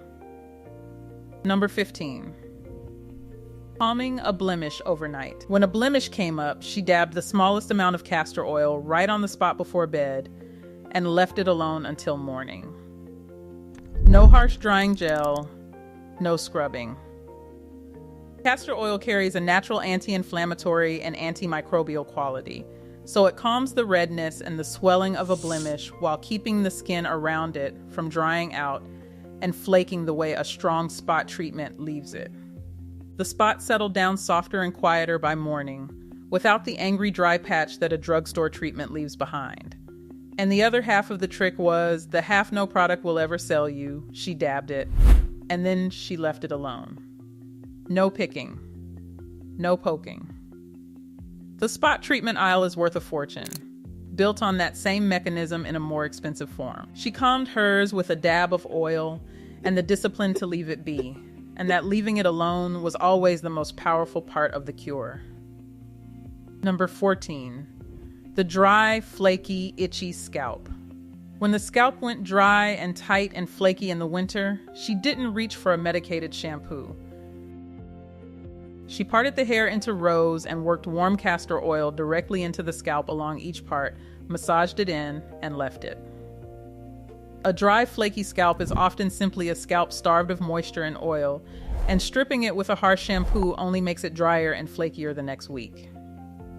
Castor oil goes straight to the source. It moisturizes the scalp itself and carries a natural anti-inflammatory and antimicrobial quality that calms the itch and the flaking. The scalp settles because it finally has what it was missing. The anti-dandruff shelf is a whole industry, bottle after medicated bottle, most of it stripping the scalp it claims to be treating. She soothed hers with the oil part by part, and the flaking quieted down because she fed the scalp instead of scrubbing it raw. Number 13. Slip for the comb, the detangler. Before a comb ever went through a child's thick hair, a little castor oil went through it first. Worked over the length and especially the ends, it gave the hair slip, that slick. Forgiving quality that lets a comb glide through instead of catching and ripping. This is not a small thing. Hair that's combed dry, catching and snapping on every tangle, is hair that never gets long, because it's breaking off as fast as it grows. The oil coats each strand so the comb slides, the tangles release instead of tearing, and the hair keeps the length it worked so hard to grow. Less pain for the child on the floor, and less breakage for the head of hair. The detangling sprays and creams are a whole shelf now, sold as a modern invention. She gave her daughter's hair slip with the same bottle she used on everything else, and the comb moved through clean, and the hair stayed on the head where it belonged. Number 12. Sealing the split ends. The ends of long hair are the oldest, driest, most fragile part, and left bare they split and fray and break, and the length disappears from the bottom. She rubbed a little castor oil into just the ends, daily, sealing them.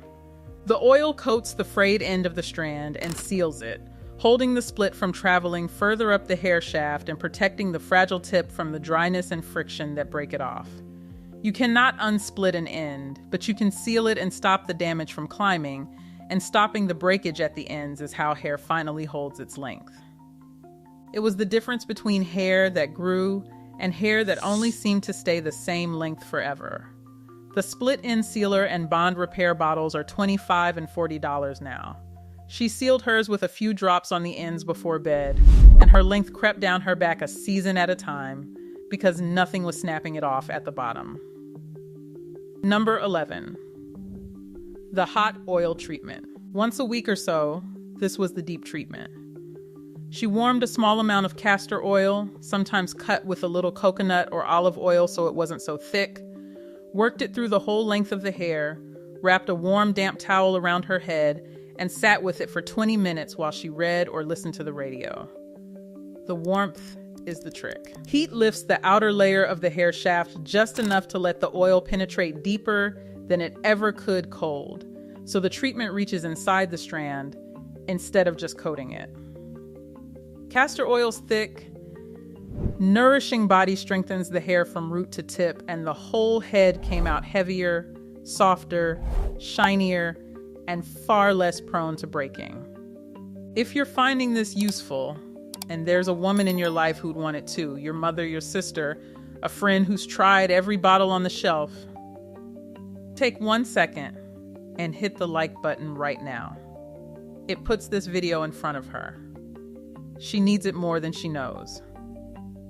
Then stay, because the closer we get to number 1, the more buried these tricks become. The salon calls it a hot oil bonding treatment now and charges $40 for it. She did it at her own kitchen table with a pot and a towel, and her hair thanked her for it every single week. Number 10. The last step, sealing the moisture in. Here's the trick almost everyone gets backwards. and the women who knew it never did. Castor oil does not moisturize hair by itself, it's a sealer, not a water. So she applied it last. Water or a water-based cream first to actually moisten the hair, and then the castor oil over the top to lock that moisture in. This is the whole secret of hair that stays soft for days instead of drying out by afternoon. Oil on top of water traps the water inside the strand, where it keeps the hair supple and flexible and unbreakable.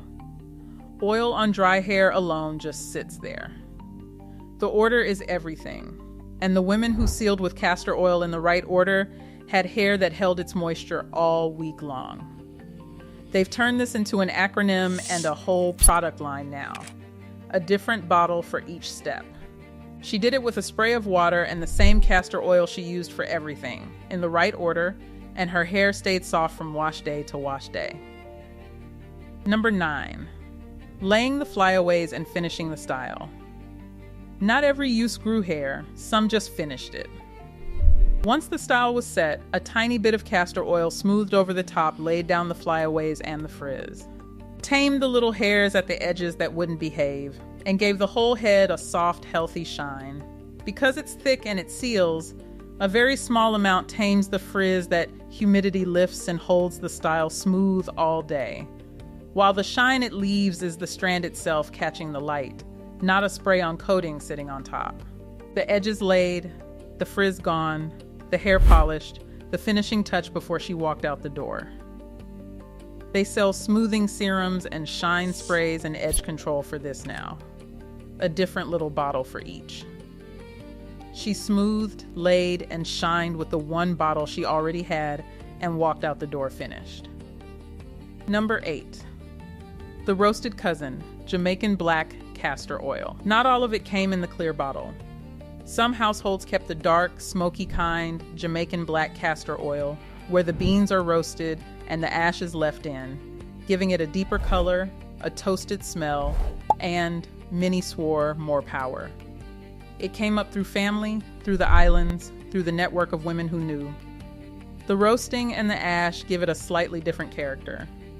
A little more clarifying on the scalp, a little richer, and generations of women reached for it specifically for the hardest jobs, the thinning edges, the bare spots, the scalp that needed waking up. Whether it truly outperforms the clear kind or not, the ritual around it was real, and the results women got were real. You'll pay a premium for a little bottle of it in the natural hair aisle today, with a story printed on the label. The women who used it first got it passed hand to hand and used it on the toughest cases, because they trusted what it did. Number 7. Fuller eyebrows. Brows thin with age, with overplucking, with time, and hers didn't, because a few nights a week she ran a clean fingertip of castor oil along each brow before bed and left it overnight. The same circulation stimulating, follicle feeding quality that castor oil brings to the scalp works on the fine hairs of the brow. Fed follicles hold their hair and grow it back fuller, and a brow that's conditioned instead of dry doesn't shed and thin the way a neglected one does.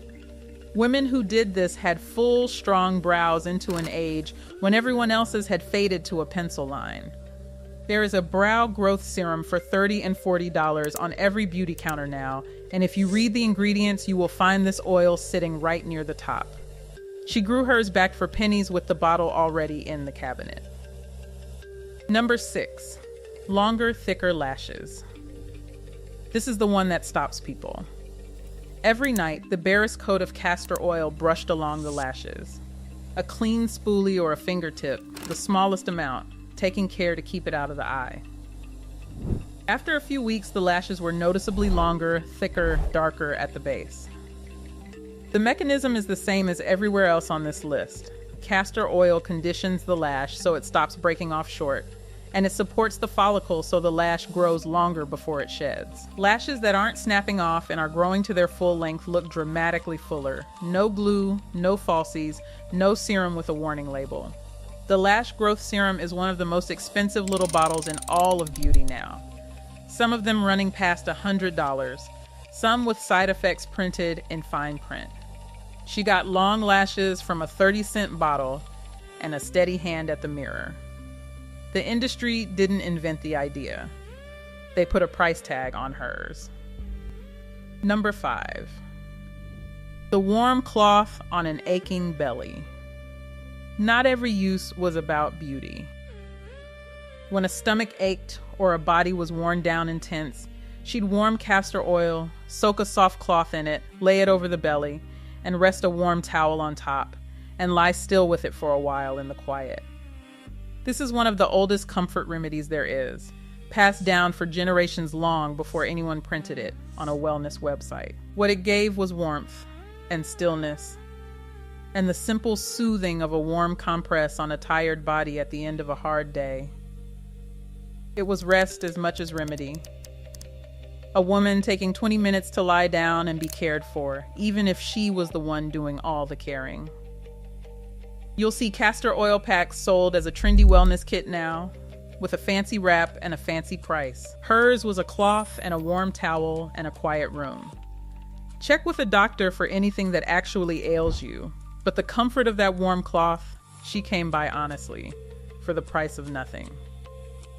Number 4. The men of the house too, that bottle didn't only serve the women. A husband's thinning hairline, a son trying to fill in a patchy beard, a father's dry, cracked hands from working outside. The same castor oil went to work on all of it, rubbed into the jaw, the hairline, the knuckles. On a beard or a hairline, it does exactly what it does everywhere else.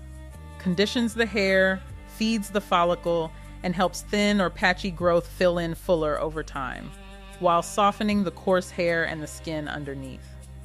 The men in these households had strong hairlines and full beards and working hands that stayed whole, and not one of them ever bought a beard growth kit. That whole category is a booming business aimed at men now. Oils and balms and serums with rugged labels. It's the same bottle from grandmother's cabinet, repackaged for a different customer. One oil, the whole family, every job. Number 3, the crown. Waking up a thinning part. When the hair started to thin at the part or a spot at the crown went sparse, she didn't hide it in hope. She went at it directly. Warm castor oil worked into that exact spot with the pads of the fingers, massaged in slow circles for long minutes, several times a week. 2 things happened at once. The oil fed the follicles in the thinning area, and the massage drove blood flow to that spot. And blood flow to a follicle is food to a follicle. A thinning crown that gets fed and stimulated instead of ignored can fill back in, slowly, over months. It took patience, and it took consistency.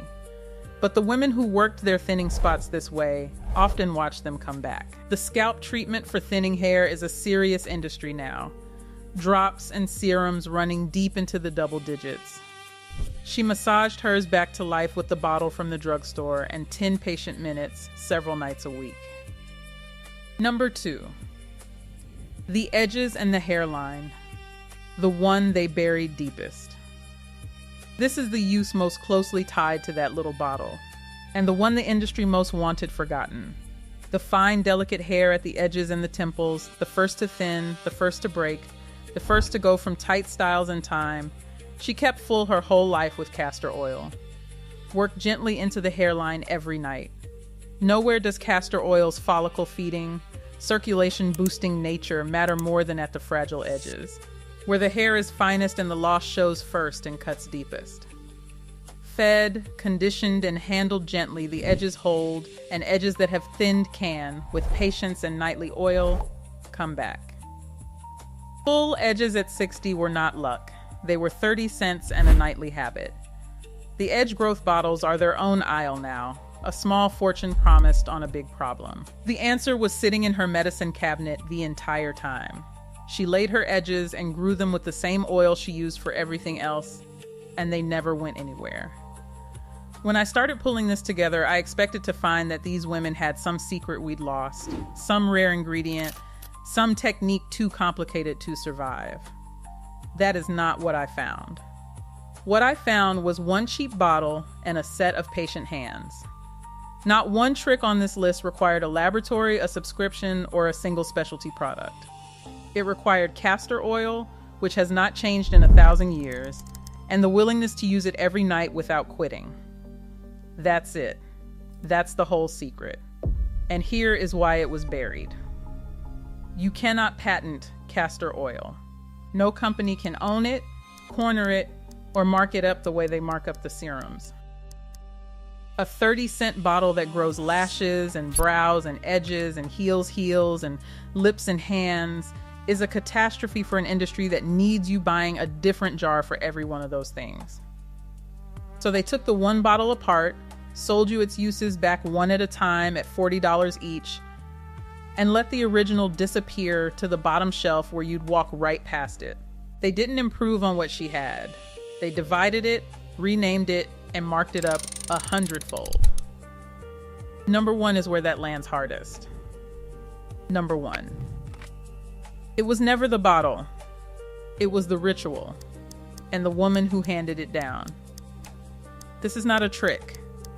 It is the thing that made all 24 of them work. Castor oil does nothing sitting in the cabinet. Every single result on this list, the lashes, the edges, the crown, the soft skin, the healed heels, came from one thing and one thing only, doing it consistently, night after night, for weeks and months and years, without expecting a miracle by Friday. The women who got these results were not the women who bought the best product. They were the women who showed up at the mirror every night with the same cheap bottle and put in the 10 minutes. The oil was never the magic.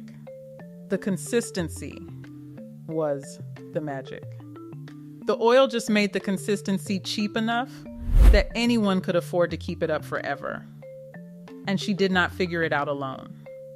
The bottle and the knowing of how to use it came down to her from her own mother and her mother's mother, at a bathroom sink and a kitchen table, which spot on the scalp, how warm to make the oil, how gently to work the edges, how long to leave it on. She sat her own daughters down and put the bottle in their hands and showed them, the way she'd been shown, an unbroken line of women passing one small dark bottle and everything it could do, hand to hand. Generation to generation. That is what was taken. Not the castor oil. You can still buy the castor oil tonight for a few dollars. What was taken was the line. The industry stepped into the space between the mother and the daughter and said, "You don't need her old bottle and her old ways. You need our new serums. A different one for every problem." And the bottle slid to the back of the cabinet, and the nightly ritual went quiet. And 1,000 years of knowing what one oil could do began to disappear one bathroom at a time. That woman grew old with long hair and full edges and soft hands and lashes she never had to buy. And when she passed, her granddaughter, going through the house, found the little dark bottle still on the dresser, nearly empty, worn label, the last inch of oil still in the bottom, right where it had always been. She almost threw it away with the rest. Then she remembered her grandmother's hands at the sink, warming a few drops, working them along her own small eyebrows on a school night, telling her, "This is all you'll ever need." And she understood, standing there, exactly what had almost been lost. The 24 tricks in that one bottle cost less across a whole year than a single one of the serums they'll sell you now. None required a subscription. None required a different jar for every problem. None required believing that your lashes, your edges, your skin, your hair, the way they grow out of your own body, were ever the problem that needed a shelf of products to fix. What changed between her bathroom and yours was not what the body needs. That has not changed in 1,000 years. What changed was who got paid when we forgot the name of one small dark bottle. So go find it. It's still there on the bottom shelf of every drugstore for a few dollars, right where they left it hoping you'd walk by. Pick one trick from this list. The lashes, the edges, the heels, the brows, and do it every night for the next month. Then come back to the comments and tell me what happened. And tell me one more thing down there while you're at it. Did your mother or your grandmother keep a bottle of castor oil? What did she use it for? Who put it in your hands? I read every single comment. The next video is ready. I'll see you there.